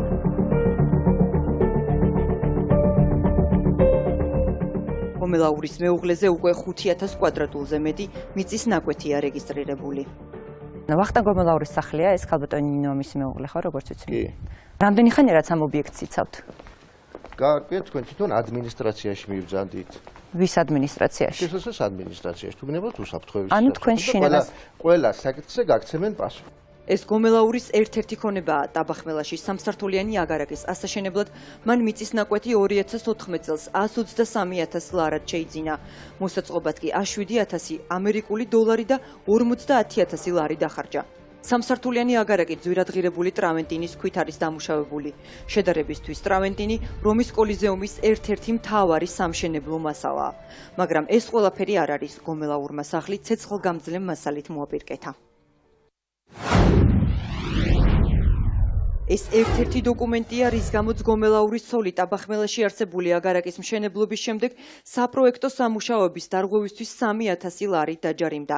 ირკვევა, რომ კედლების სისქე, შენობაში კოლონების რაოდენობა და რკინის ჭიშკრების გაბარიტები გაზრდილია. ასევე დარღვეულია საკადასტრო საზღვარი. გვინდოდა ამ სამართალდარღვევის შესახებ ნინო კუდუხაშვილისთვის გვეკითხა, მაგრამ დაცვამ ამის შესაძლებლობა არ მოგცა.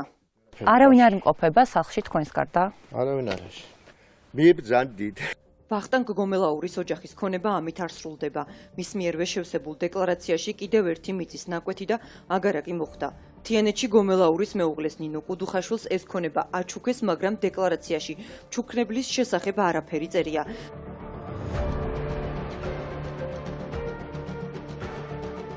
გარდა უძრავი ქონებებისა, ვახტანგ გომელაური 2019 წლის დეკლარაციაში უთითებს, რომ მის საბანკო ანგარიშზე 7,000 ამერიკული დოლარი, 3,000 ევრო და 12,000 ლარი ირიცხება. დანაზოგი სახით კი 32,000 ლარი აქვს.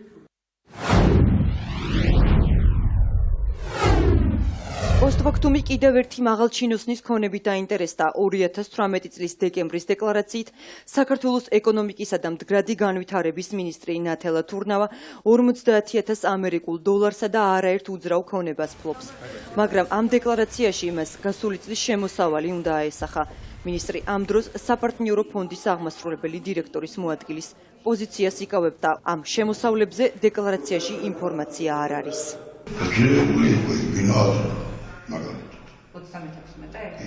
თბილისის პრესტიჟულ უბანსა და საცხოვრებელ სახლში მდებარე ბინა ნათელა თურნავას სახელზეა რეგისტრირებული. ამაღლების 12 ნომერში მეორე სართულზე ნათელა თურნავა 130 კვადრატულს ფლობს. ნათელა თურნავა ცხოვრობს სამშობლოში, ინახავთ? აი საჯარო ეს მიხედვით 36 წუთი ნათელა თურნავას სახელზე რეგისტრირებული. არხი არასდროს არც მისი მეუღლე. მინისტრს ამავე სახლში ავტოფარეხიც ეკუთვნის სოლოლაკში თურნავამ ჯამში 150 კვადრატული ფართის შესაძენად წლების წინ 70,000 ამერიკული დოლარი გადაიხადა, მაგრამ ამ ქონების დღევანდელი საბაზრო ღირებულება ორჯერ მეტია. გამარჯობა. უკაცრავად ქალბატონი ნათელა ცხოვრობს? ჩვენ მთავარი არხიდან ვართ ჟურნალისტები, ხომ არ შეგვიძლია მას გავესაუბროთ? აი რა ქონებებს ფლობს თქვენი შვილი? შეგიძლიათ? გამოსვერგეთვეთ. კუზელბელი შეკითხობდი, ამ შეკითხვაზე მეკითხარი გულახდილად რაც არის როგორც არის. ქალბატონ ნათელას არ აქვს ეს მითითებული, რომ თქვენ აჩუქეთ. მე ვაჩუქე. ეს თურნავას კიდევ ერთი ქონებაა ჭავჭავაძის 75 ნომერში მდებარე.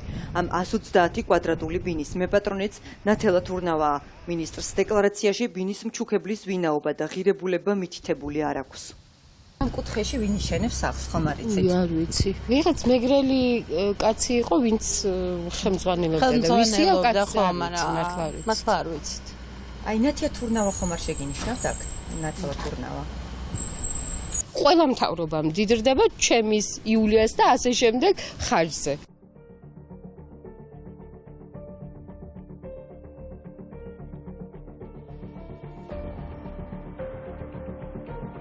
ზემოვაკის მაცხოვრებლებმა ჯერ კიდევ არ იციან, რომ მათ მეზობლად 4 სართულიან ფეშენებელურ სახლს ეკონომიკის მინისტრი და მისი ბიზნესმენი მეუღლე დავით ვეშაპიძე იშენებენ. დავით ვეშაპიძე არაერთი წილის მფლობელია სხვადასხვა ტიპის სამშენებლო კომპანიაში. 380 კვადრატული მეტრი მიწის ნაკვეთი დავით ვეშაპიძემ 2015 წელს 100,000 ამერიკულ დოლარად იყიდა. ამის შესახებ ნათელა თურნავას ქონებრივ დეკლარაციაში უწერია.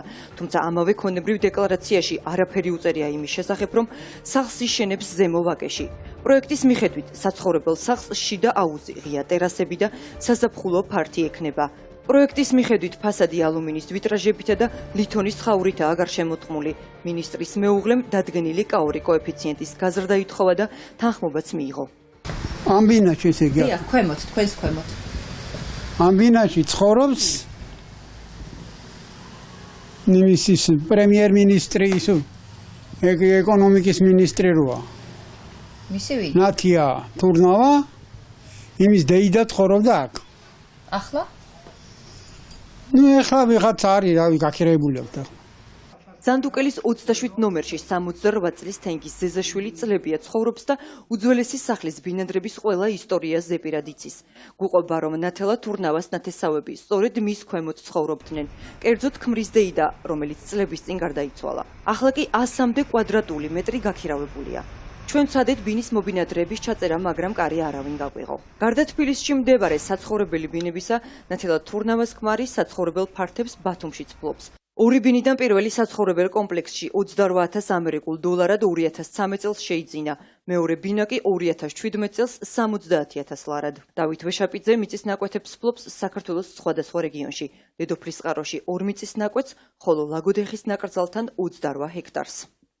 ვანო ზარდიაშვილის პირა უბრალოდ რომ დამიდასტურო თქვენია პოსტფაქტუმის ობიექტივში კიდევ ერთი მაღალჩინოსანი მოხდა ვანო ზარდიაშვილმა ისანში დოდაშვილის ქუჩაზე 2014 წელს 4 ბინა შეიძინა მას დეკლარაციაში უწერია რომ მქონების საერთო ღირებულება $80,000 ადგილობრივების თქმით ვანო ზარდიაშვილი ამ კორპუსში არ ცხოვრობს თუმცა მისი საცხოვრებელი სახლები გაქირავებულია შემოგევლე ვანო ზარდიაშვილი მინახავს დიახ აქ გინახავ ვანო ზარდიაშვილი მეგობრო კიდევაც კიდე რა კითხვა მაინტერესებს აქ თუ აქვს საცხოვრებელი ფართები ამ კორპუსში საათ ამ კორპუსში კონკრეტულად აქვს კი რამდენი ბინა აქვს აბა რა ვიცი რამდენი ბინა აქვს აქვს კი ბატონო 4 ბინა აქვს ავარაუდოდ შემოგევლე რა ვიცი 4 ბინა აქვს 2 ბინა აქვს კი ბატონო ჩემი აშენებული კორპუსია შემოგევლე აჰა როდი შეიძინა ვანომ თქვენი აშენებული 2016 წელს თუ 2014 წელს 2014 კი ბატონო რა იყო დაახლოებით ღირებულება ამ 4 ბინის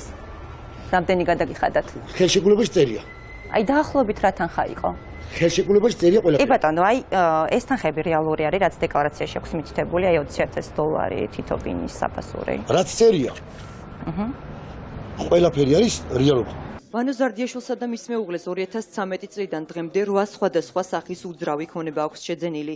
მათი ქონებების ჩამონათვალი გრძელია, მაგრამ რატომღაც ვანო ზარდიაშვილი მის მიერვე შევსებულ დეკლარაციაში მეუღლის სამეწარმეო საქმიანობას, სადაც ის შეპესე პენტჰაუსში 5%-იანი წილის მფლობელია არ უთითებს. ამ საკითხთან დაკავშირებით საერთაშორისო გამჭვირვალობის იურისტი ერეკლე ურუშაძე გვესაუბრება. ზოგადად თანამდებობის პირებს არ ეკრძალებათ და საჯარო მოხელეებს არ ეკრძალებათ წილის ფლობა კერძო კომპანიაში, უბრალოდ თანამდებობაზე ყოფნის პერიოდში მათ ეს წილი სამართავად უნდა კონდეთ გადაცემული სხვა პირისთვის. როდესაც თანამდებობის პირების ქონებაზე ვსაუბრობთ, მნიშვნელოვანია შევხედოთ მათ ქონებრივ დეკლარაციებს და ვნახოთ არის თუ არა მათი ქონება თანაზომადი, ასე ვთქვათ, მათი შემოსავლების. აიხსნება თუ არა, ანუ ეს ქონება არის რაღაცა სტატიკური თუ მატულობს წლიდან წლამდე და თუ მატულობს, ამ შემთხვევაში შეიძლება თუ არა ეს მატება, არის თუ არა ეს მატება პროპორციული მათი შემოსავლისა, მათი დეკლარირებული შემოსავლისა. როგორ ახერხებენ ხელისუფლების წარმომადგენლების სხვადასხვა ქონებების მოკლე დროში დაგროვებას და არის თუ არა ეს მათ სახელისუფლებო გავლენებთან დაკავშირებული, ამ კითხვებით როგორც ნათელა თურნავას, ისე ვახტანგ გომელაურის პრესსამსახურებს დავუკავშირდით. ისინი აცხადებენ, რომ მაღალჩინოსნების ქონებრივი მდგომარეობის შესახებ ინფორმაცია მათსავე დეკლარაციებში ასახული და სხვა სათქმელი არაფერი აქვთ. ჩვენმა კოლეგებმა კი რადიო თავისუფლებიდან მაღალჩინოსნების დეკლარაციები შეისწავლეს. აქედან ირკვევა, რომ 11 მინისტრიდან ყველას ერთის გამოკლებით კერძო სახლი აქვს. მინისტრების თითქმის ნახევარს ერთზე მეტი საცხოვრებელი სახლი აქვს. მინისტრების მესამედი ფლობს სპინას ვაკეში და მათი სახლები ჭავჭავაძის გამზირზე, აბაშიძისა და ფალიაშვილის ქუჩებზე მდებარეობს. რა გზითაც არ უნდა იყოს მოპოვებული ეს ქონება, ამ ადამიანებს არ აწუხებს ასეთი გამოუვალი კითხვა: მშიერი სიკვდილი თუ მაძღარი სიკვდილი. ზუსტად ასეთი არჩევანის წინაშე დგანან ტყიბულელი მეშახტეები. გასული წლის უბედური შემთხვევის შემდეგ მათი შახტი დაიკეტა უსაფრთხოების ნორმების გადასამოწმებლად და გასაუმჯობესებლად. მეშახტეებს ხელფასი არ შეუჩერეს, ოღონდ ისიც იმიტომ, რომ საპრეზიდენტო არჩევნებში მათი ხმები მოეპოვებინათ. ასე გრძელდებოდა მთელი წელი, მაგრამ ერთ დღესაც ხელფასი აღარ გამოჩნდა. მეშახტეები გაიფიცნენ და მოითხოვეს დახურული შახტის გახსნა, მუშაობის და ანაზღაურების აღდგენა შესაბამისად. რა თქმა უნდა, უკვე 2020 წლის არჩევნებისთვის მზადებაში მყოფ ქართულ ოცნებას არანაირად არ აწყობს ბუნტი და გაფიცვები ტყიბულში. ამიტომ რამდენიმე საათში იპოვა გამოსავალი, რომელსაც წლების განმავლობაში ვერ პოულობდა. ახალი ინვესტორიც მოიყვანა და შახტის გახსნაც დაანონსა. შახტს წარმოიდგინეთ, რომლის ყიდვა კი არა, ნაჩუქარიც არავის უნდოდა. უცებ ახალი მეპატრონე აღმოაჩნდა, რომელიც მზად არის მეშახტეებიც დაასაქმოს და ხელფასებიც იხადოს. მაგრამ რა შეიცვალა ტყიბულის შახტში? რამე გაკეთდა იმისთვის, რომ იქ ადამიანები არ დაიღუპონ? თუ ოღონდაც მეშახტეების პროტესტი ჩაახშონ, მზად არიან ისინი ისევ სასიკვდილოდ გაწირონ და ამაში ინვესტორს ფულიც კი გადაახტევინონ. მეშახტეებს ისე უჭირთ, რომ უმუშევარ მშიერ სიკვდილს ურჩევნიათ შედარებით მაძღარი სიკვდილი შახტში და ალბათ ხელისუფლებაც სწორედ მათი უკიდურესი სიღარიბით სარგებლობს. ვიღაცას კარტოფილს აჩუქებს ხმების მისაღებად, ვიღაცას ხავს, ვიღაცას კი მაძღარ სიკვდილს მიწის ქვეშ. შახტთან დასაკავშირებლად ორად-ორი გზა არსებობს. ან თავად უნდა ჩახვიდე, რაც ჩვენთვის ნებადართული არ არის, ან დისპეჩერის ტელეფონით ისარგებლო. ალო? გამარჯობა, მინდელის შახტში ხო სწორად ვრეკავ? მე მთავარი არხიდან გაწუხებთ მაია ლომიძე ჟურნალისტი გესაუბრებათ. მთავარი არხიდან გაწუხებთ მაია ლომიძე ჩემი სახელი. მაინტერესებს გაფიცულები ამოვიდნენ უკვე თუ? მიწისქვეშეთიდან გვიპასუხეს, რომ საგაფიცვო კომიტეტის გადაწყვეტილებით საპროტესტო აქცია შეწყდა და მეშახტეები ზემოთ ამოდიან. 15 წუთში გამოვლენ. მადლობა დიდი, გმადლობთ. 15 წუთში, მადლობა დიდი, გმადლობთ. შახტში 6 საათზე მეტი გაჩერება ჯანმრთელობისთვის საზიანოა. ახლა ჩვენს ქვემოთ 300 მეტრის სიღრმეში 25 გაფიცული მეშახტეა, რომელთაგან ზოგიერთ დღის სინათლე 57 საათის განმავლობაში არ უნახავს.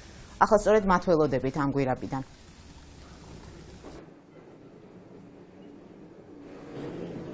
გაფიცულების ამოსაყვანად ელმავალი დაიძრა, მაგრამ მალე ამ გვირაბის პარალელური გამოსასვლელიდან, რომელიც 50-ოდე მეტრშია, ხმაური მოგვესმა.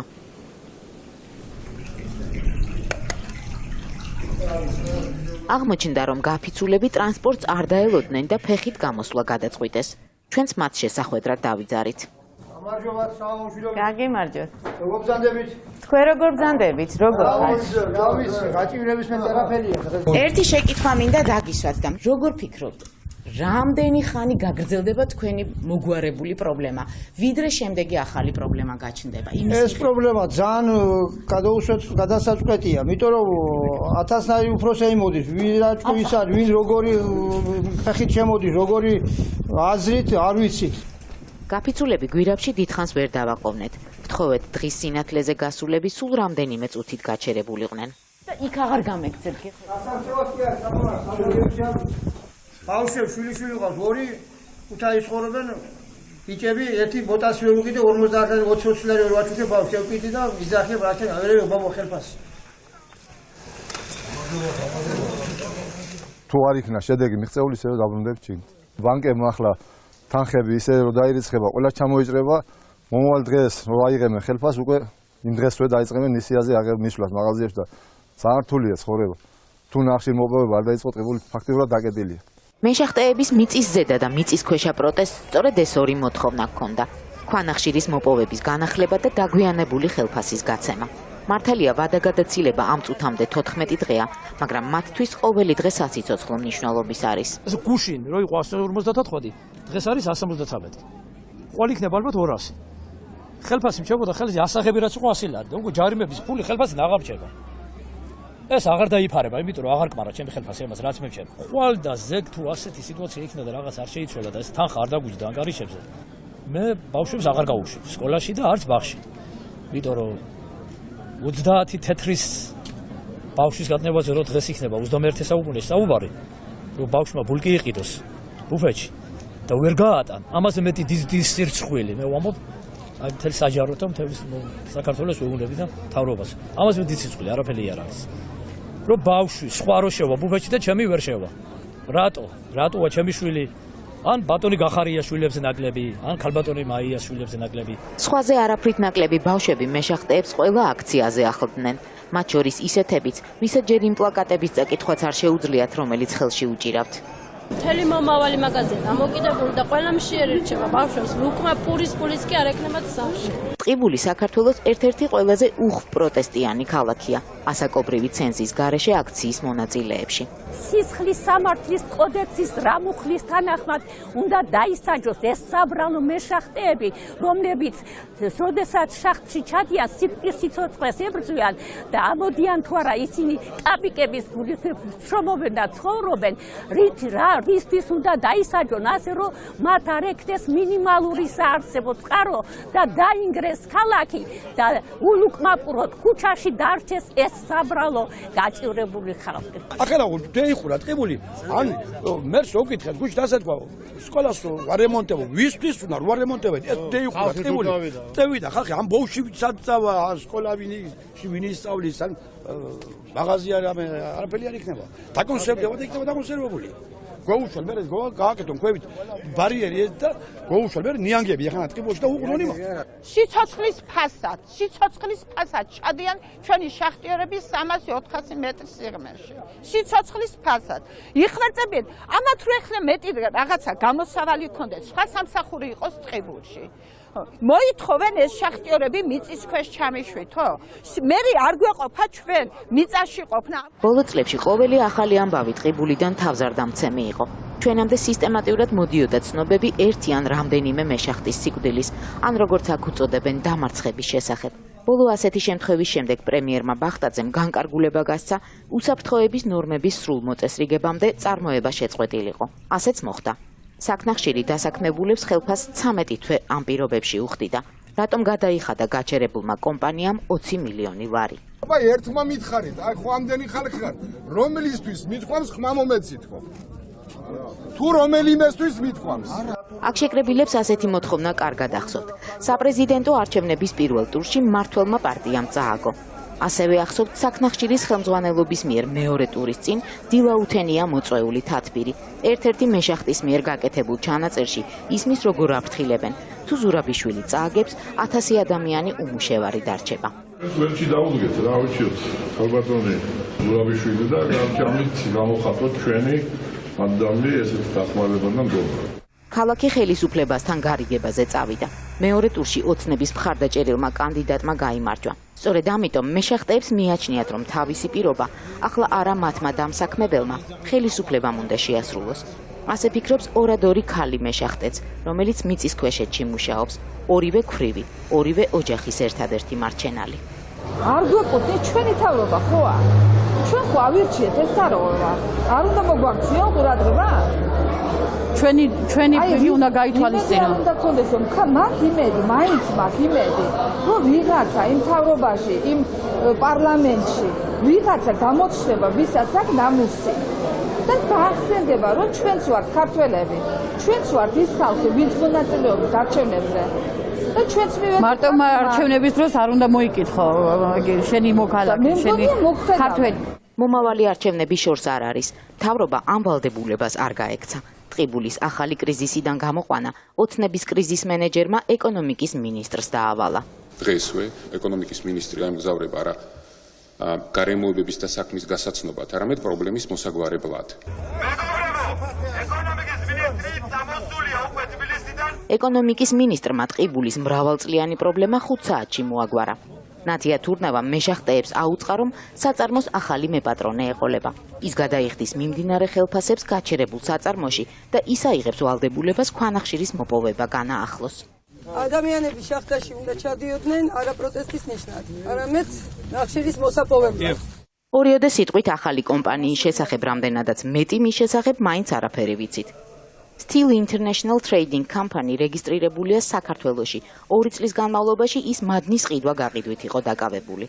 თეატრის მაღაროებთან ჩვენ კომპანიას არ აქვს კავშირი, პირდაპირ გეტყვით, გიორგი კაპანაძეს ასევე დაკავშირებული კომპანიასთან არ გახლავთ. სახელმწიფოს აქვს რაღაცა კლანური შიდა გარიგებები, რომელზეც არანაირი ცხადი პასუხები არ არსებობს, შემოყვანილი ახალი კომპანია, რომელსაც რაღაც წინარე ისტორია არ გააჩნია ასეთი მნიშვნელოვანი საქმის გაძღოლისთვის. თავის მხრივ ეს კომპანია 2 წლის განმავლობაში იმყოფებოდა ეგრეთ წოდებულ ოქროს სიაში იმ კომპანიებთან ერთად, რომლებიც სარგებლობდნენ ძალიან დიდი საგადასახადო შეღავათებით. ეს ჩვენთვის საზოგადოებისთვის უცნობი კომპანია, როგორ აღმოჩნდა აი ამ პრივილეგიის მქონე, როცა ჩვენ არ გვაქვს ინფორმაცია მათ ეკონომიკურ ბრუნვასთან, მათ საქმიანობასთან, ეს კითხვის ნიშნები გვაქვს. პარალელურად იმისა, რომ იძებნება კონკრეტული ინფორმაცია, რომ ეს კომპანია დაკავშირებულია ჭიათურ მანგანუმის სხვა კომპანიასთან, ასევე ინდუსტრიულ ზონასთან. რა კავშირები შეიძლება ჰქონდეთ მათ და ეგრეთ წოდებულ რიჟას, რომელიც სახელისუფლებო რაღაც გუნდია, ბიზნეს ჯგუფი, რომელიც ყოველთვის ხელისუფლების თამაშს თამაშობს. საკნახშირის ხელმძღვანელობაში ამბობენ, რომ ბოლო 1 წელი ცდილობდნენ ტყიბულის შახტები ახალი კომპანიისთვის გადაებარებინათ. მზად იყვნენ საწარმო უსასყიდლოდ გადაეცათ. სურველები ჩამოვიდნენ ჩინეთიდან და უკრაინიდან, მაგრამ სიტუაციის შესწავლის შემდეგ მათ ეს ქონება საჩუქრადაც არ მოინდომეს. რატომ და რა პირობით მოინდომა ქართულმა კომპანიამ? არა, ეს იურისტები მორჩებიან ბოლოს და ამაზე განცხადებას გააკეთებენ ალბათ. წიწებით. კომპანია გაყიდეს თუ უსასყიდლოდ გადაეცა. ამას ყველაფერს გამოაცხადებენ. გაყიდეთ უახლოეს მოკლედ ამის ხმას რა თქმა უნდა ერთეული დღე. თუ კომერციული სამოსაიდო ეგეც. ეხლა რომ გითხრათ გავყიდეთ, უნდა მითხრა რამდენად გაყიდეთ. დადგენილია ჯერ არაფერი გადაწყდება რა, დღეებში გადაწყდება. წინ უსწრებთ იმას. მთავარია რომ მოლაპარაკება შედგა, იციან იმათ რას იღებენ, ჩვენ ვიცით რას ვაძლევთ. საკნახშირის დირექცია წლების განმავლობაში ამტკიცებდა, რომ საწარმო მომგებიანი არ იყო. ეხლა წარმოებას მოგება დიდი არ ქონდა რა. რაში სჭირდება ყველაზე მაღალი რისკის წარმოება ახალ ინვესტორს, თუ კი მას მოგება არ მოაქვს. არის ბიზნესი, რომელსაც მოსწონს, არის ბიზნესი, რომელსაც არ მოსწონს ეს თემა რაღაც შეიძლება. შავოქროს ზოგადად მსოფლიო ტენდენციებისა და კონკრეტულად ტყიბულის ნახშირის ხარისხის მიხედვით დიდი ხანია ოქროს ფასი აღარადებს. თუმცა მიიჩნევენ, რომ ქვანახშირის წარმოება მომგებიანია თბოელექტროსადგურის მუშაობის შემთხვევაში. აქამდე შახტებსაც და ელექტროსადგურსაც ერთი მეპატრონე ჰყავდა. ახლა ვინაა პატრონი? მოხდა თუ არა ამ ქონების გაყიდვა, ამ საკუთრების გადასხვისება თბოელექტროსადგურებთან ერთად. წინააღმდეგ შემთხვევაში თუ ამ შეკითხვებზე პასუხი არ იქნება, ჩვენ გვექნება გონივრული ეჭვი და თითქმის დადასტურებული ლოგიკური ჯაჭვით, რომ ეს შეთანხმება არის ფასადური, ეს კომპანია არის რაღაც არარსებული სახელმწიფოს ახალი ხრიკი და გიორგი გახარიას ახალი ხრიკი. რა მაქცია ტყიბული დამარცხებულ ქალაქად? ვინ და რა არის პასუხისმგებელი დასაქმებულთა სიკვდილიანობაზე? გერმანულმა კომპანიამ უსაფრთხოების ნორმები და შახტების მდგომარეობა შარშან შეისწავლა და დასკვნა ეკონომიკის სამინისტროს დეკემბერში აცნობა. რა წერია ანგარიშში, საზოგადოებამ ამ დრომდე არ იცის. რამდენად შორს არის თანამედროვე სტანდარტებისგან ტყიბული შახტები, რამდენი მილიონი სჭირდება მის გადაქცევას თანამედროვე წარმოებად, ჩვენთვის უცნობია, მაგრამ ცნობილია ახალი ინვესტორისთვის.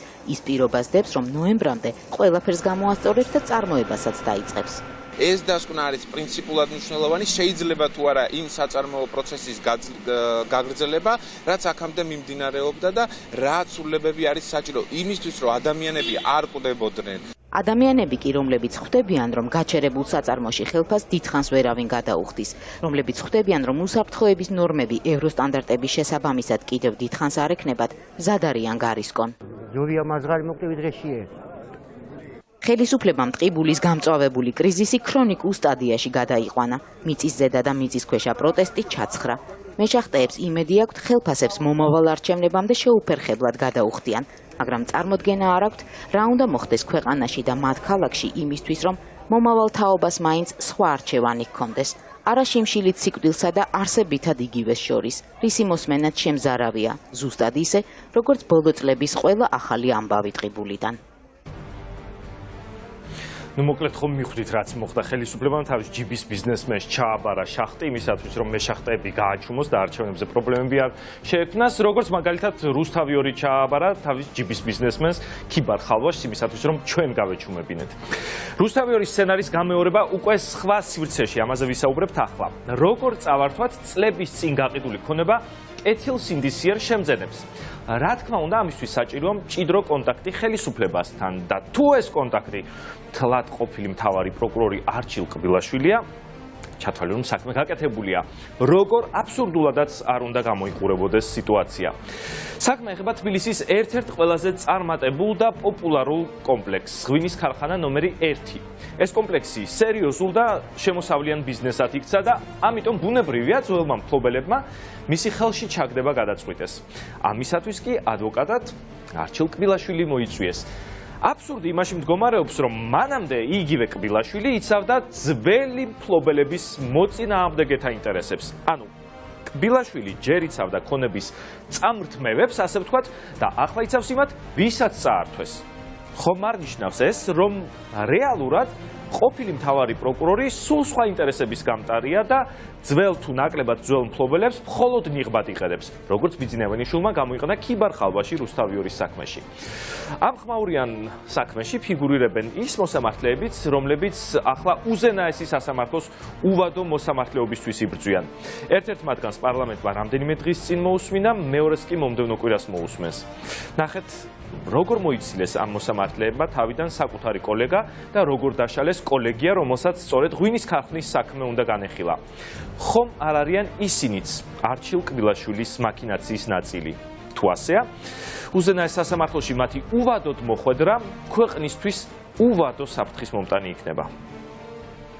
ეს არის ეგრეთ წოდებული საძველე, საცხდებადი და დაძველება ღვინის და ეს არის უნიკალური კოლექცია. აქ არის 40,000-ზე მეტი უძველესი ბოთლი. ზოგი არის მე-18 საუკუნის ბოლო. ნუ მე-19 საუკუნის დასაწყისის ბევრია. მაგალითად ნაპოლეონის პირადი კოლექციიდან არის აქ ღვინო. ეს არის თბილისის პირველი ღვინის ქარხანა, რომელიც 1896 წელს არის აშენებული. სხვა შორის დავით სარაჯიშვილმა ააშენა. ოზერო იყო ამ არქიტექტორი, ალექსანდრე ოზერო, მაშინ მთავარი არქიტექტორი იყო თბილისის.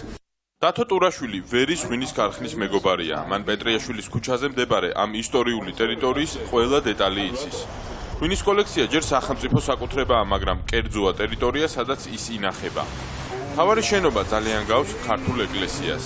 ქართული ეკლესიები კარგად იცოდა, გაითვალისწინა და ამიტომ გავს ეს ბაზილიკას სამნავიანს. ღვინის ქარხანა უკვე 2 წელია თბილისში ერთ-ერთ ყველაზე პოპულარულ გასართობ ადგილად იქცა, სადაც 24 საათის განმავლობაში ათობით კაფე-ბარი, დისკოტეკა და რესტორანი მუშაობს. საღამოობით აქ უამრავი ხალხი იკრიბება. ტერიტორიაზე, სადაც წინასწარი ჯავშნის გარეშე თავისუფალ მაგიდას ვერ ნახავთ, უძრავი ქონების იჯარის გადასახადი და შესაბამისად მისი საბაზრო ფასიც ძალიან მაღალია.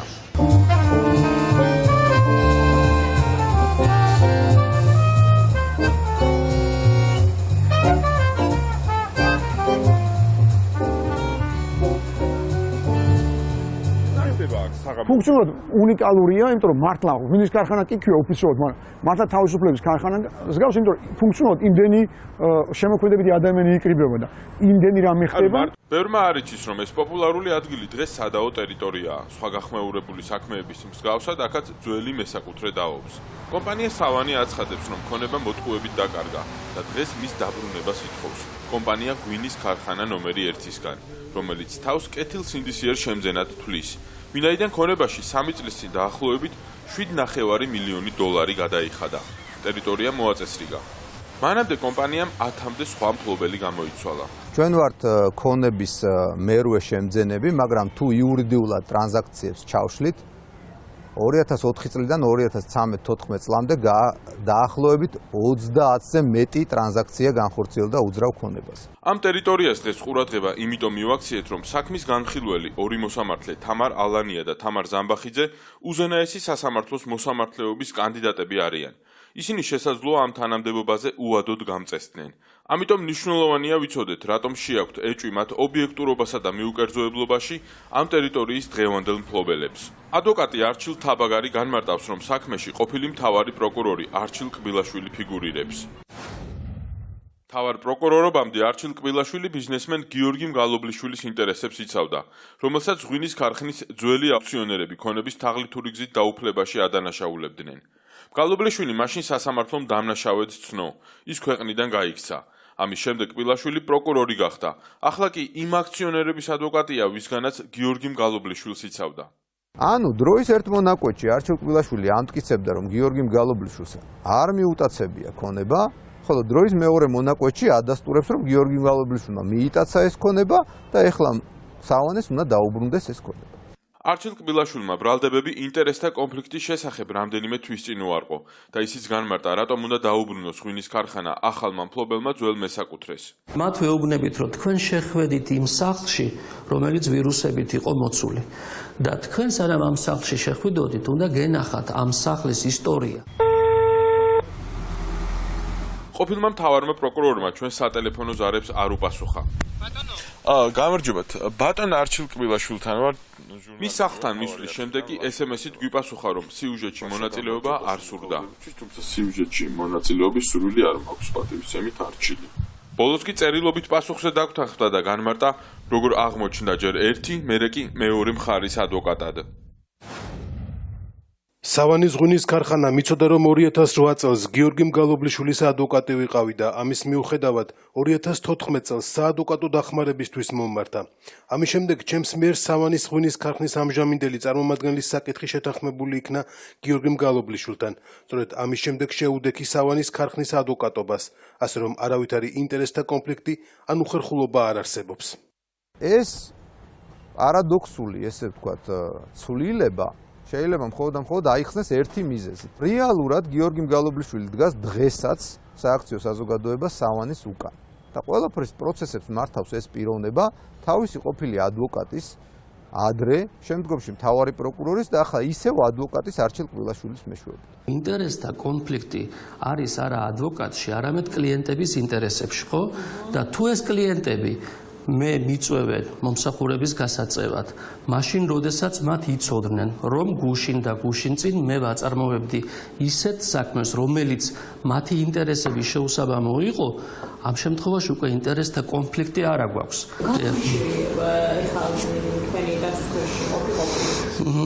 ეხლა არის ამ საქციო საზოგადოებაში მას აქვს ინტერესი?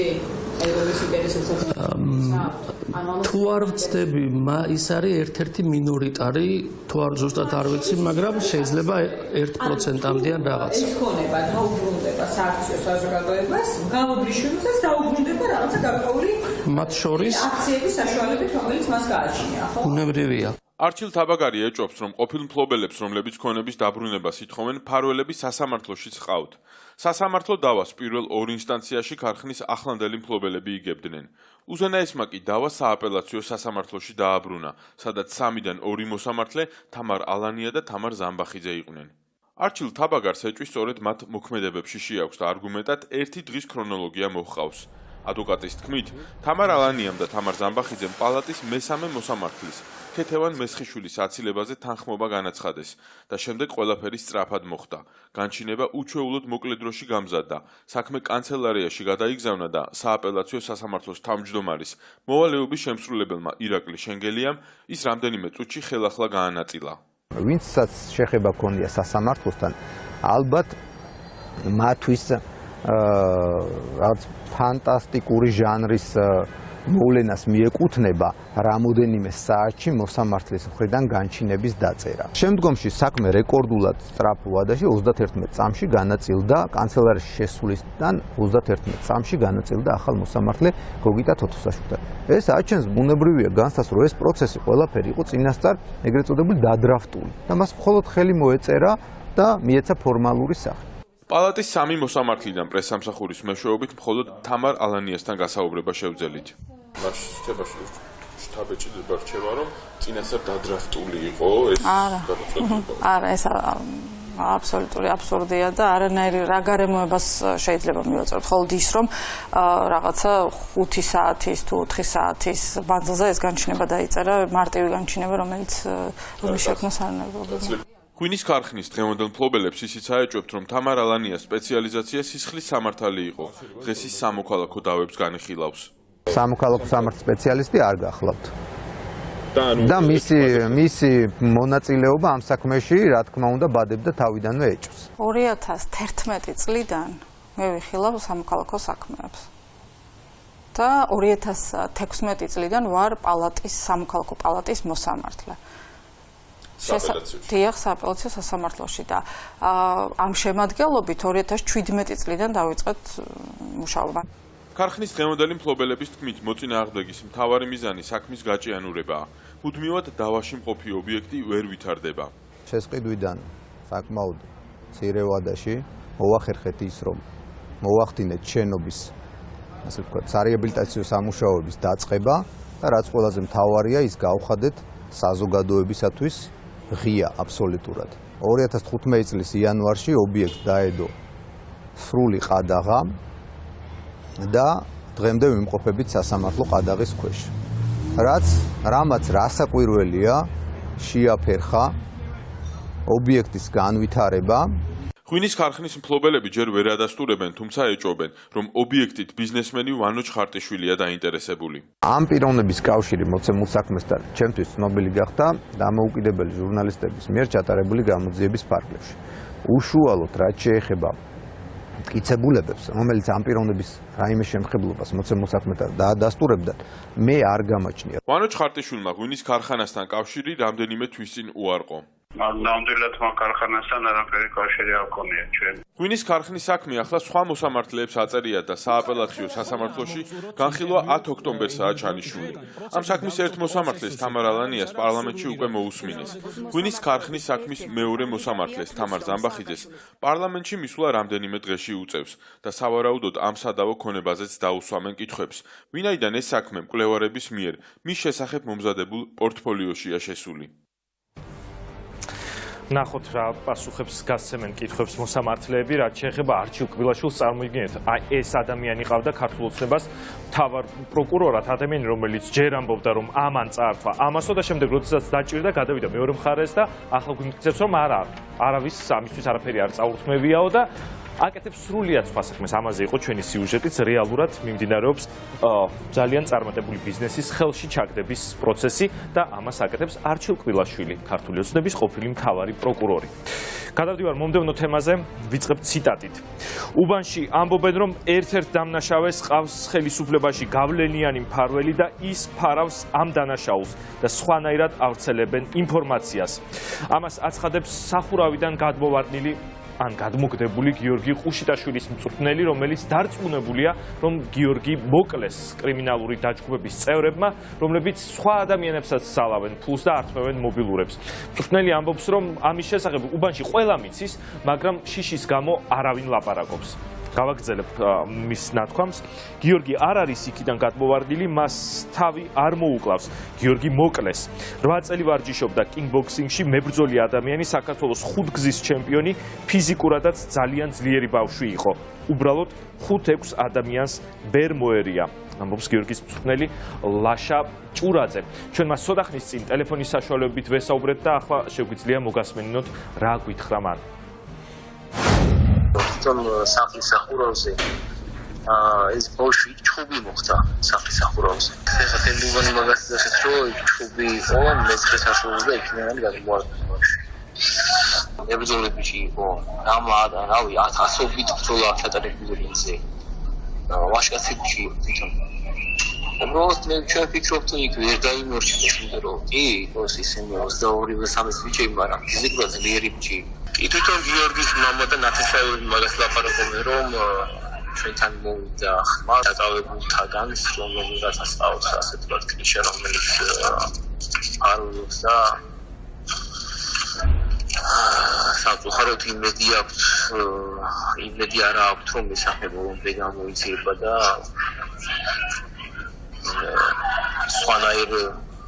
სხვანაირ სტატუს მიანიჭებენ გიორგის, ანუ თვითონ გადახდა და რაღაც. რაღაცა პიროვნებას ყავს ზევით, რომელიც არულებენ. გიორგი ყუშიტაშვილის დაღუპვა არ არის მოზარდის სიკვდილის ერთადერთი შემთხვევა, რომელიც თუნდაც ბოლო კვირებში მედიით გავიგეთ და სადაც იკვეთება თანატოლების მხრიდან ძალადობის ან ბულინგის კვალი. სახალხო დამცველის მიერ გამოქვეყნებული საგანგაშო სტატისტიკაც მეტყველებს იმაზე, რომ წლიდან წლამდე სკოლებში მოზარდებში ძალადობის და ბულინგის შემთხვევების რაოდენობა სულ უფრო იზრდება და ქვეყანას არ გააჩნია ამ პრობლემასთან ბრძოლის და გამკლავების არანაირი სტრატეგია. ამასობაში შედეგად ვიღებთ ზოგჯერ შინაგანად გამოუსწორებლად ტრავმირებულ ახალგაზრდებს ან ზოგჯერ სიკვდილით დასრულებულ ტრაგედიას. კვლავ ბურუსით მოცული რჩება ტრაგიკული ისტორია, რომელიც 23 სექტემბერს ამ შენობის სახურავზე განვითარდა. დაზუსტებით ვერავინ ამბობს, რამდენი ადამიანი იმყოფებოდა იმ საღამოს კალაუბნის ქუჩაზე 36 კორპუსის თავზე და ვიმფლობს უტყუარ ინფორმაციას იმის თაობაზე, გადმოვარდა, გადმოაგდეს თუ გადმოხდა 16 წლის მოზარდი. ბავშვის კივილი გავიგონე მე და იმიტომ გავედი, იმიტომ პატიეზდიდან გამოდიოდა დედაშვილი და იმათ დაეცა კინოღამზე. ტრაგიკული შემთხვევიდან მალევე პოლიციამ ძარცვის ბრალდებით იმავე უბანში მცხოვრები 6 პირი, მათ შორის 2 არასრულწლოვანი დააკავა. შინაგან საქმეთა სამინისტროს მიერ გავრცელებული ცნობით, დანაშაულში ეჭმიტანილებიდან 3 კრიმინალური წარსული აქვს. თავდაპირველად მოთხოვეს დაზარალებულს მობილური ტელეფონის გადაცემა დალომბარდების მიზნით, უარის მიღების შემდგომ კი ძალადობით დაეუფლნენ მის კუთვნილ მობილურ ტელეფონს. შინაგან საქმეთა სამინისტროს განცხადებაში ნათქვამია, რომ ძარცვაში ეჭმიტანილებმა მოზარდს მეგობრების თანდასწრებით სიტყვიერი შეურაცხყოფა მიაყენეს და დაამცირეს. ის შემდეგაც ბიჭმა თავი მოიკლა. თუმცა პროკურატურის მიერ წაყენებული ბრალის ფორმულირებაში თვითმკვლელობამდე მიყვანის ფაქტი რატომღაც არ ფიგურირებს. 115 მუხსას გულისხმობს თვითმკვლელობამდე მიყვანას მათ პროკურატურა არ ედავება და საგამოძიებო ორგანოს მიერ მოპოვებული მოწმეების ჩვენებებითაც ნათლად ჩანს და ადვილად შეგვიძლია დავინახოთ, რომ თვითმკვლელობამდე მიყვანასთან საერთოდ შემხებლობა ამ ადამიანებს არ აქვთ. გარდა ამისა, მათთვის ეს თავიდანვე იყო სავარაუდოდ ცნობილი, თუმცა 115 მუხლს იყენებდნენ, ამ თვითმკვლელობამდე მიყვანის საკითხს იყენებდნენ იმისათვის, რომ დაემძიმებინათ ჩემი დაცვის ქვეშ ყოფის სამართლებრივი მდგომარეობა და ამ ყველაფრის გათვალისწინებით შეექმნათ ბევრად უფრო მძიმე სურათი იმისათვის, რომ უფრო ადვილად მიიღოთ სასამართლოდან დაკავების განჩინება, მით უმეტეს არასრულწლოვნების მიმართ.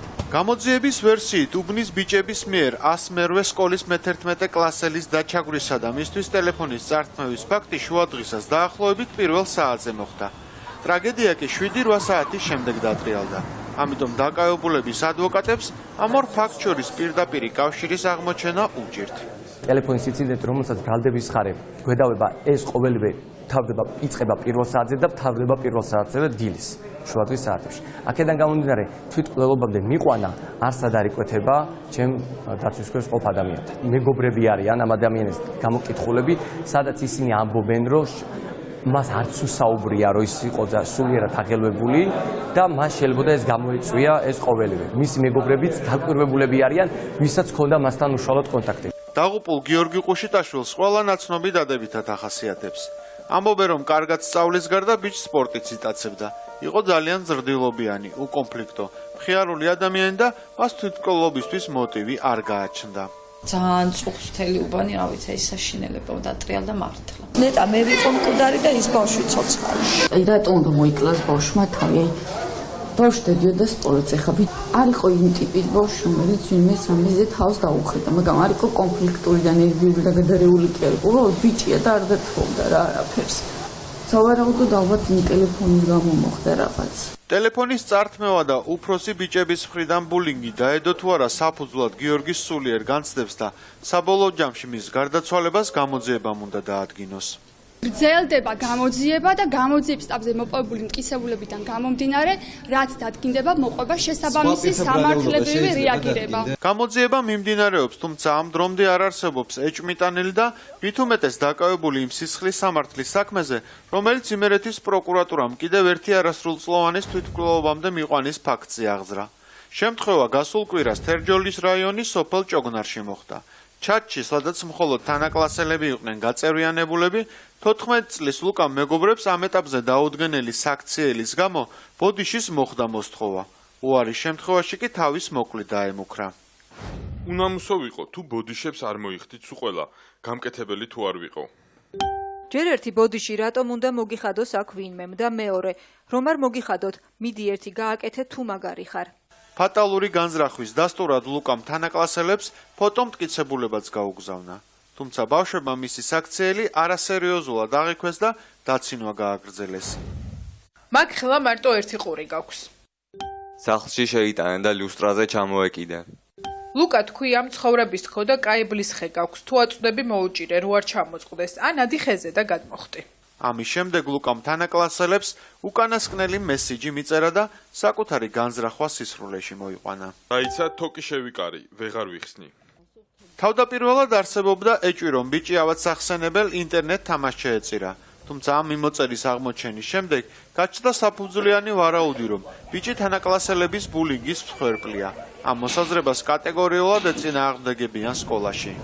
არც ბულინგი ყოფილა, არაფერი არ ყოფილა. ის ბავშვი ისეთი იყო, თავმოყვარე, კულტურული, ჩამოყალიბებული ოჯახიც ისეთი, ვერავინ ვერ დააბულინგებდა. და ამაზე მასწავლებლები მუშაობდნენ, იქნა ეს პრევენციული ღონისძიებები გატარებული იყო. ეს იყო ხუმრობა ბავშვებს. ასეთი შეფასების შემდეგ ბუნებრივია, რომ სკოლა საკუთარ პასუხისმგებლობას საერთოდ ვერ გრძნობს. მეტიც პედაგოგები თავს იმით იმართლებენ, რომ ბავშვები მიმოწერას დახურულ ჩატში აწარმოებდნენ, რასთან წვდომა და გაკონტროლების საშუალება მათ არ ჰქონდათ. ლუკას ჩაგვრის ფაქტი კი არასდროს შეუმჩნევიათ. რა პასუხისმგებლობას უნდა ვხედავდე? რატო, მაგრამ ვისი პასუხისმგებლობა არის აქ? ვისაც ამბობ თქვენ? ვის პასუხისმგებლობას ლაპარაკობთ? საერთოდ პედაგოგები აი რატომ თქვა გეკითხებით ბავშვს როდესმე ქონია ჩივილი რომ ვინმე აწუხებს ვინმე აბულინგებს აი როგორც თქვენ ეძახით აბულინგება რაც არის ხომ იცით ერთი სიტყვით ვინმე ჩაგრავს ლუკას ვინდა ჩაგრავდა გამორიცხულია საბედისწერო შემთხვევის შემდეგ სკოლას რომ უჭირს პასუხისმგებლობის საკუთარ თავზე აღება არც პირველია და სამწუხაროდ არც უკანასკნელი იქნება რას აკეთებს სკოლა, როდესაც ჩვენ ვიწყებთ მათთან საუბარს სკოლაში არსებულ შემთხვევებზე, ხო? პირველ რიგში ინტერესდება სად მოხდა შემთხვევა, სკოლის გარეთ, სოციალურ ქსელში და ამბობს, რომ მე რა შუაში ვარ. ეს არის ყველაზე საშინელი მითი, რომელიც უნდა დავანგრიოთ, იმიტომ რომ ზუსტად აი იმ სივრცეში იწყება ეს ურთიერთობა, რომელიც მერე რაღაცნაირად გადის იქ უნდა მოვლა იმ სკოლის სივრცეში უნდა დარეგულირება ამ ბავშვებს შორის ურთიერთობას ფსიქოლოგებს ანტიბულინგური ქცევის ალგორითმი დიდი ხანია გამოთვლილი აქვთ თუმცა არც განათლების სამინისტრო და სამწუხაროდ არც საზოგადოება ამ ალგორითმის სკოლაში დასანერგად თითზე არ ადებს შესაბამისად სახალხო დამცველის უკანასკნელი ანგარიშის იმ ქვეთავში სადაც ზოგად საგანმანათლებლო დაწესებულებებში ძალადობის პრობლემებზეა საუბარი, შავი თეთრზე წერია. შესწავლილი შემთხვევების სტატისტიკა მიუთითებს, რომ სკოლებში მაღალია ბავშვთა მიმართ ძალადობის მაჩვენებელი. მეტიც, აღნიშნული მაჩვენებელი საკმარისად არ ასახავს რეალურ სურათს, რადგან შესაძლო ძალადობის ფაქტების დროული გამოვლინება და მათზე რეაგირება აშკარად რთულია. 2018 წელს სახელმწიფოს კვლავ არ ჰქონდა ძალადობის კერძოდ ბულინგის დაძლევის ერთიანი პოლიტიკა და სამოქმედო სტრატეგია. ამიტომ საგანმანათლებლო დაწესებულებების მხრიდან ძალადობის შემთხვევებზე რეაგირება არაერთგვაროვან ხასიათს ატარებს და არ იძლევა შემთხვევათა სიღრმისეული შესწავლის, ამასთან ბავშვის მიერ აზრის გამოხატვის შესაძლებლობას.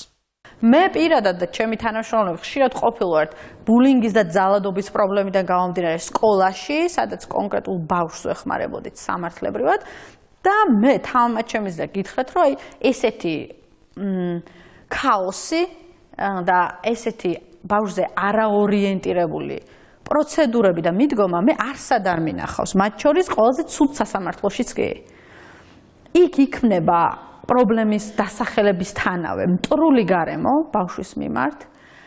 იქ რაღაცნაირად იკვრებიან ხოლმე ერთ მხარეს ადმინისტრაციის და პედკოლექტივი, რომლის თითქოს მთავარი მიზანია, რომ მიჩქმალდეს ეს პრობლემა, თითქოს მეორადი მიზანია თუ მშობელი ხმამაღალია ამ პროცესში, მეორადი მიზანია, რომ ყველაფერი გადაბრალდეს ბავშვს და მშობელს და საბოლოო ჯამში ბავშვი ეძებს ძალიან ცუდ გამოსავალს.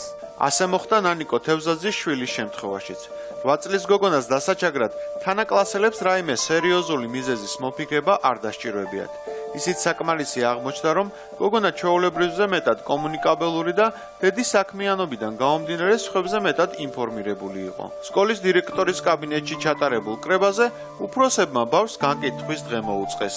ყველა მშობელი სათითაოდ ადანაშაულებდა ჩემს შვილს, რომ ეს ბავშვი არის გარყვნილი, ეს ბავშვი ლაპარაკობს ისეთ რაღაცებს, რაზეც არ ლაპარაკობენ ჩვეულებრივ და არ შეიძლება ამაზე ლაპარაკი. ეს ბავშვი ყველას უშლის ხელს თავისი ცოდნით. ამ ამბიდან 1 წლის შემდეგ ნანიკოს სულ სხვა მიზეზის გამო შვილი სხვა სკოლაში გადაყვანა მოუწია. თუმცა კითხვაზე დატოვებდა თუ არა გოგონას, 1 წელზე მეტხანს ასეთ მტრულ გარემოში დედა გპასუხობს. ალბათ დავტოვებდი ერთი პატარა მიზეზის გამო. ყოველთვის ვამბობ, რომ თუ არ იბრძოლებ, თუ არ გადალახავ რაღაც დაბრკოლებას, ეს პრობლემები ყოველთვის იქნება. ერთადერთი გამოსავალი ამაზე ხმამაღლა ლაპარაკია, რასაც თვალს არიდებენ მშობლები და ბავშვებს თითქოს და იცავენ და რეალურად ბავშვი თუ არ შეეწინააღმდეგო ვერ გაძლიერდება ვერასოდეს, ვერ სწავლის თავისი უფლების დაცვას. მე ასე მიმაჩნია. შეიძლება თუ არა ზოგად საგანმანათლებლო სასწავლო დაწესებულებებში ჩაგვრის სავალალო სტატისტიკის შეცვლა. ამ კითხვაზე ფსიქოლოგებს ცალსახა პასუხი აქვთ. ამას ჭირდება ადამიანების ცნობიერების შეცვლა, მამის მაგალითად, ხო? ცნობიერების, დედის ცნობიერების შეცვლა, მასწავლებლის, რომ ბავშვი, რომელიც რეაგირებს საკუთარ ჩაგვრაზე, ან სხვა ადამიანის ჩაგვრაზე, აღიქვა როგორც რესურსული, ყოჩაღი ბავშვი, რომელსაც შეუძლია საკუთარი უფლებების და სხვა ადამიანის უფლებებზე რეაქცია ჰქონდეს, სენსიტიური იყოს და არა როგორც ჩამშვები, რასაც აკეთებს ხშირად ჩვენი საზოგადოება. ბოლო ორ კვირაში ორი მოზარდის უცაბედად შეწყვეტილი სიცოცხლე საზოგადოების გამოსაფხიზლებლად წესით საკმარისი უნდა იყოს. ვიდრე ამ ბავშვების სიკვდილი მხოლოდ მათი ოჯახების ტრაგედიად რჩება, არსებული ვითარების გამოსწორება მხოლოდ შორეული პერსპექტივაა. კიდევ კარგი რომ სალომე ზურაბიშვილი არ იქნება ერთადერთი ქართველი, რომელიც გაეროს პლატფორმიდან დაელაპარაკა მსოფლიოს ჩვენი სახელით. 2 ოქტომბერს გაეროს გენერალური ასამბლეის ტრიბუნიდან მსოფლიოს მიმართავს 24 წლის ესმა გუმბერიძე, რომელიც გაეროში ქართველი ახალგაზრდობის წარმომადგენლის სტატუსით მიემგზავრება. ნიუ-იორკში სწორედ ახალგაზრდების პრობლემებზე ილაპარაკებს. თვითონ ესმა უაღრესად აქტიური ადამიანია გაეროს ტრიბუნაზე, შემთხვევით არც ხვდება არავინ და მანაც ძალიან რთული კონკურსის შედეგად მოიპოვა ეს პატივი. მაგრამ ესმას აქტიურობას ხელს უშლის გარემო, რომელიც ჩვენთან საერთოდ არ არის ადაპტირებული ასეთი ადამიანებისთვის. ესმა უსინათლოა. ახალგაზრდა, რომელსაც რამდენიმე დღეში მთელი მსოფლიო მოусმეს, საკუთარ სამშობლოში ძირითადად მხოლოდ დაბრკოლებებს აწყდება და თითქმის არანაირ ხელშეწყობას. მე ვარ ესმა გუმბერიძე.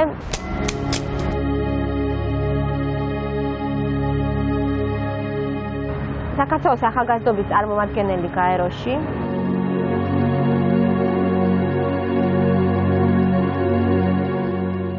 რამდენიმე დღეში 2 ოქტომბერს სიტყვით გამოვალ გაეროს გენერალური ასამბლეის მესამე კომიტეტის სხდომაზე.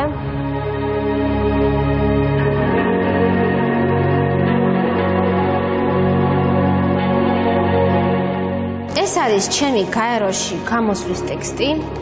8 გვერდი არის დაახლოებით ეს ბრაილით, მაშინ როცა ბრტყელი შრიფტით ეს იყო რაღაცა გვერდნახევრიანი ტექსტი. ვისაუბრებ რა თქმა უნდა ახალგაზრდებზე, მათი გაცვლის პროგრამებში ჩართულობის მნიშვნელობაზე, ამ ჯგუფის არაერთგვაროვან საჭიროებებზე და რომ ყველა ამ ჯგუფის წევრის საჭიროება უნდა დავინახოთ და ყველას უნდა მისცეთ მათი გაჟღერების შესაძლებლობა და იმაზე რომ საშუალო შემოსავლის საქართველოსნაირი კონფლიქტურ სიტუაციაში მყოფ სახელმწიფოებსაც აუცილებლად უნდა მოექცეს მსოფლიო ყურადღება და იმაზე რომ ჩვენ ყველანი და სწორედ ასეთი სახელმწიფოები ვართ მშვიდობაში ყველაზე მეტად დაინტერესებულები. ბევრი ამბობს რომ რა აზრი აქვს, მაინც ვერ დავსაქმდები. დასაქმებით სახლში ჯდომითაც ვერ დასაქმდები. ანუ ისედაც სახლში ვზივართ მაინც და სახლში ჯდომას ხო ჯობია რომ რაღაც გამოვიდეთ, გავაკეთოთ, ვაჩვენოთ, მოაზროვნე არსებები ვართ ბოლო-ბოლო და რაღაც სარგებლის მოტანა შეგვიძლია და სიკეთის საზოგადოებისთვის და მარტო რაღაც ზედმეტი პირი არ ვართ ჭყალებში, რომ მეც უნდა ყვებო და ის თუნდაც 200 ლარი სოცპაკეტი თუ პენსია თუ რაც არის, რომ უბრალოდ უნდა უხადო იმას, ხო, მოწყალებასავით.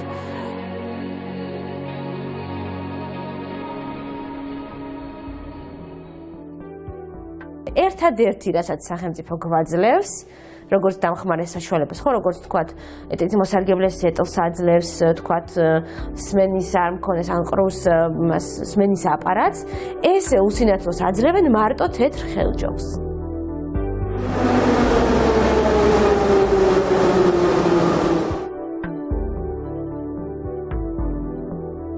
უსინათლოებისთვის და ზოგადად სხვა შიშიმაპირებისთვისაც, რა თქმა უნდა, ეს ახალი ტექნოლოგიები არის ძალიან მნიშვნელოვანი. ამიტომ, რა თქმა უნდა, სოციალური მედია ამას ძალიან ამარტივებს და ეგ კი არა, ძალიან ხშირად რაღაც ფოტოებს მიგზავნიან ვიღაცები, უცხოები და არიციან, რომ უსინათლო ვარ და რომ ვეუბნები, აქეთ არ ჯერათ ხოლმე, მე როგორ ვკითხულობ და როგორ წერ და მე ამას ვუხსნი, რომ არსებობს ესეთი პროგრამა. და ეს პროგრამა მიკითხავს ახლა მესიჯებს. ანუ ეხლა ვუსმენ, ანუ თქვათ რა რამდენი ლაიქი აქვს ჩემ პოსტს, ან რა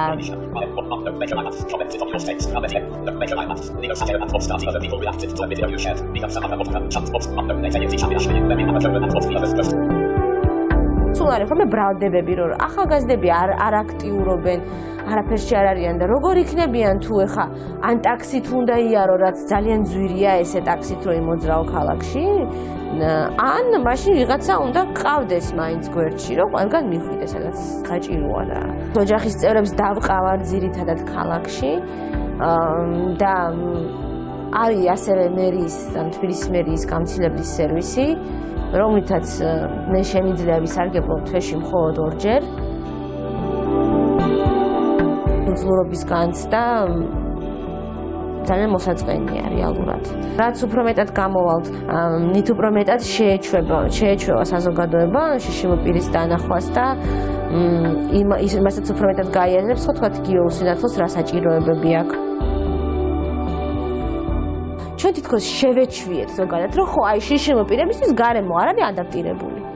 და ის რომ ამ გარემოს შეიძლება მისი ადაპტირება მარტივად რომ ვთქვათ და შეიძლება ამის შეცვლა, ამაზე უკვე აღარ ფიქრობენ. აუცილებელია რომ ცენტრალიზებლად არსებობდეს სახელმწიფო მიდგომა და სახელმწიფო დამოკიდებულება, რაღაცა სტრატეგია.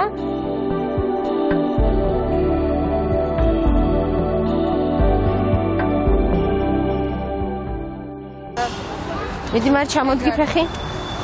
თამ. აქ ვიწროა და აქ. ხო ახლა ჩამოსასვლელს გამახსენდა. ჭავჭავაძე ხო გადათხარის და ისინი ხო არის გადაკეტილი ტროტუარები. და პირველ დღეს რომ მივედი ვიცოდი რომ არ იყო გადაკეტილი რა. მივედი და მოვეკეცე ჩიხში. ვეღარ გამოვედი. აი ჯები ფორთხიანი. არ ვიცი საშინელება იყო.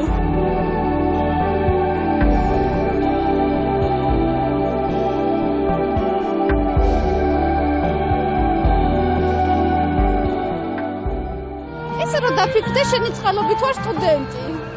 ვახ. ხო. ეროვნულებზე ჩვენგან გავიგე და საათის დაწოდეთ რომ შეიძლება დამომიბეჭ. შენ ხომ მითხარ რომ შეიძლებოდა რომ ამომებეჭდა და კომპიუტერთან თვალები ამტკინოდა და ავტანჯულიყავი. კი.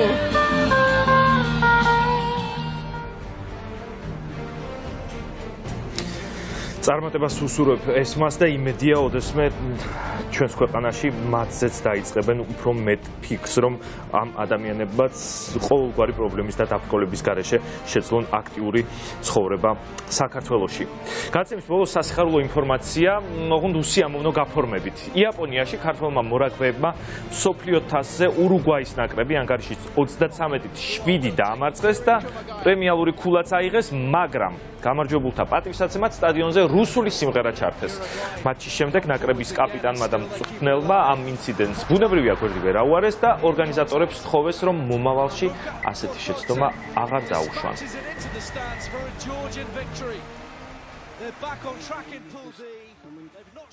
მინდა ვისარგებლო შემთხვევით და ვთხოვო ადამიანებს, ვინც რუსული მუსიკა ჩართო. აღარ დაუშვათ ასეთი შეცდომა. ეს სიმღერა, რომელიც მატჩის შემდეგ ჩაირთო, გვინდა მკაფიოდ განვმარტოთ, რომ არ არის ქართული. რუსეთი არ არის საქართველო, საქართველო არ არის რუსეთი. ჩვენ განსხვავებული ენა გვაქვს, განსხვავებული კულტურა, ყველაფერი განსხვავებული გვაქვს. მივმართავ რაგბის სამყაროს. იმედია მსგავსი რამ აღარ განმეორდება. ну ამ ადამიანს ბევრად უფრო კარგად ესმის რა არის ქართული მუსიკა, რა არის ქართული ჰიმნი და ასე შემდეგ და რომ რუსული სიმღერა არ უნდა ჟღერდეს. ქართული ოცნების წარმომადგენლები რო ყოფილიყვნენ ამ ადამიანების ადგილზე, ალბათ ტაშს დაუკრავდნენ რუსულ სიმღერას, ну რომც არ მოწოდებოდათ, ვერ გაბედავდნენ პროტესტის გამოხატვას. პოსტსკრიპტუმი დასრულებულია.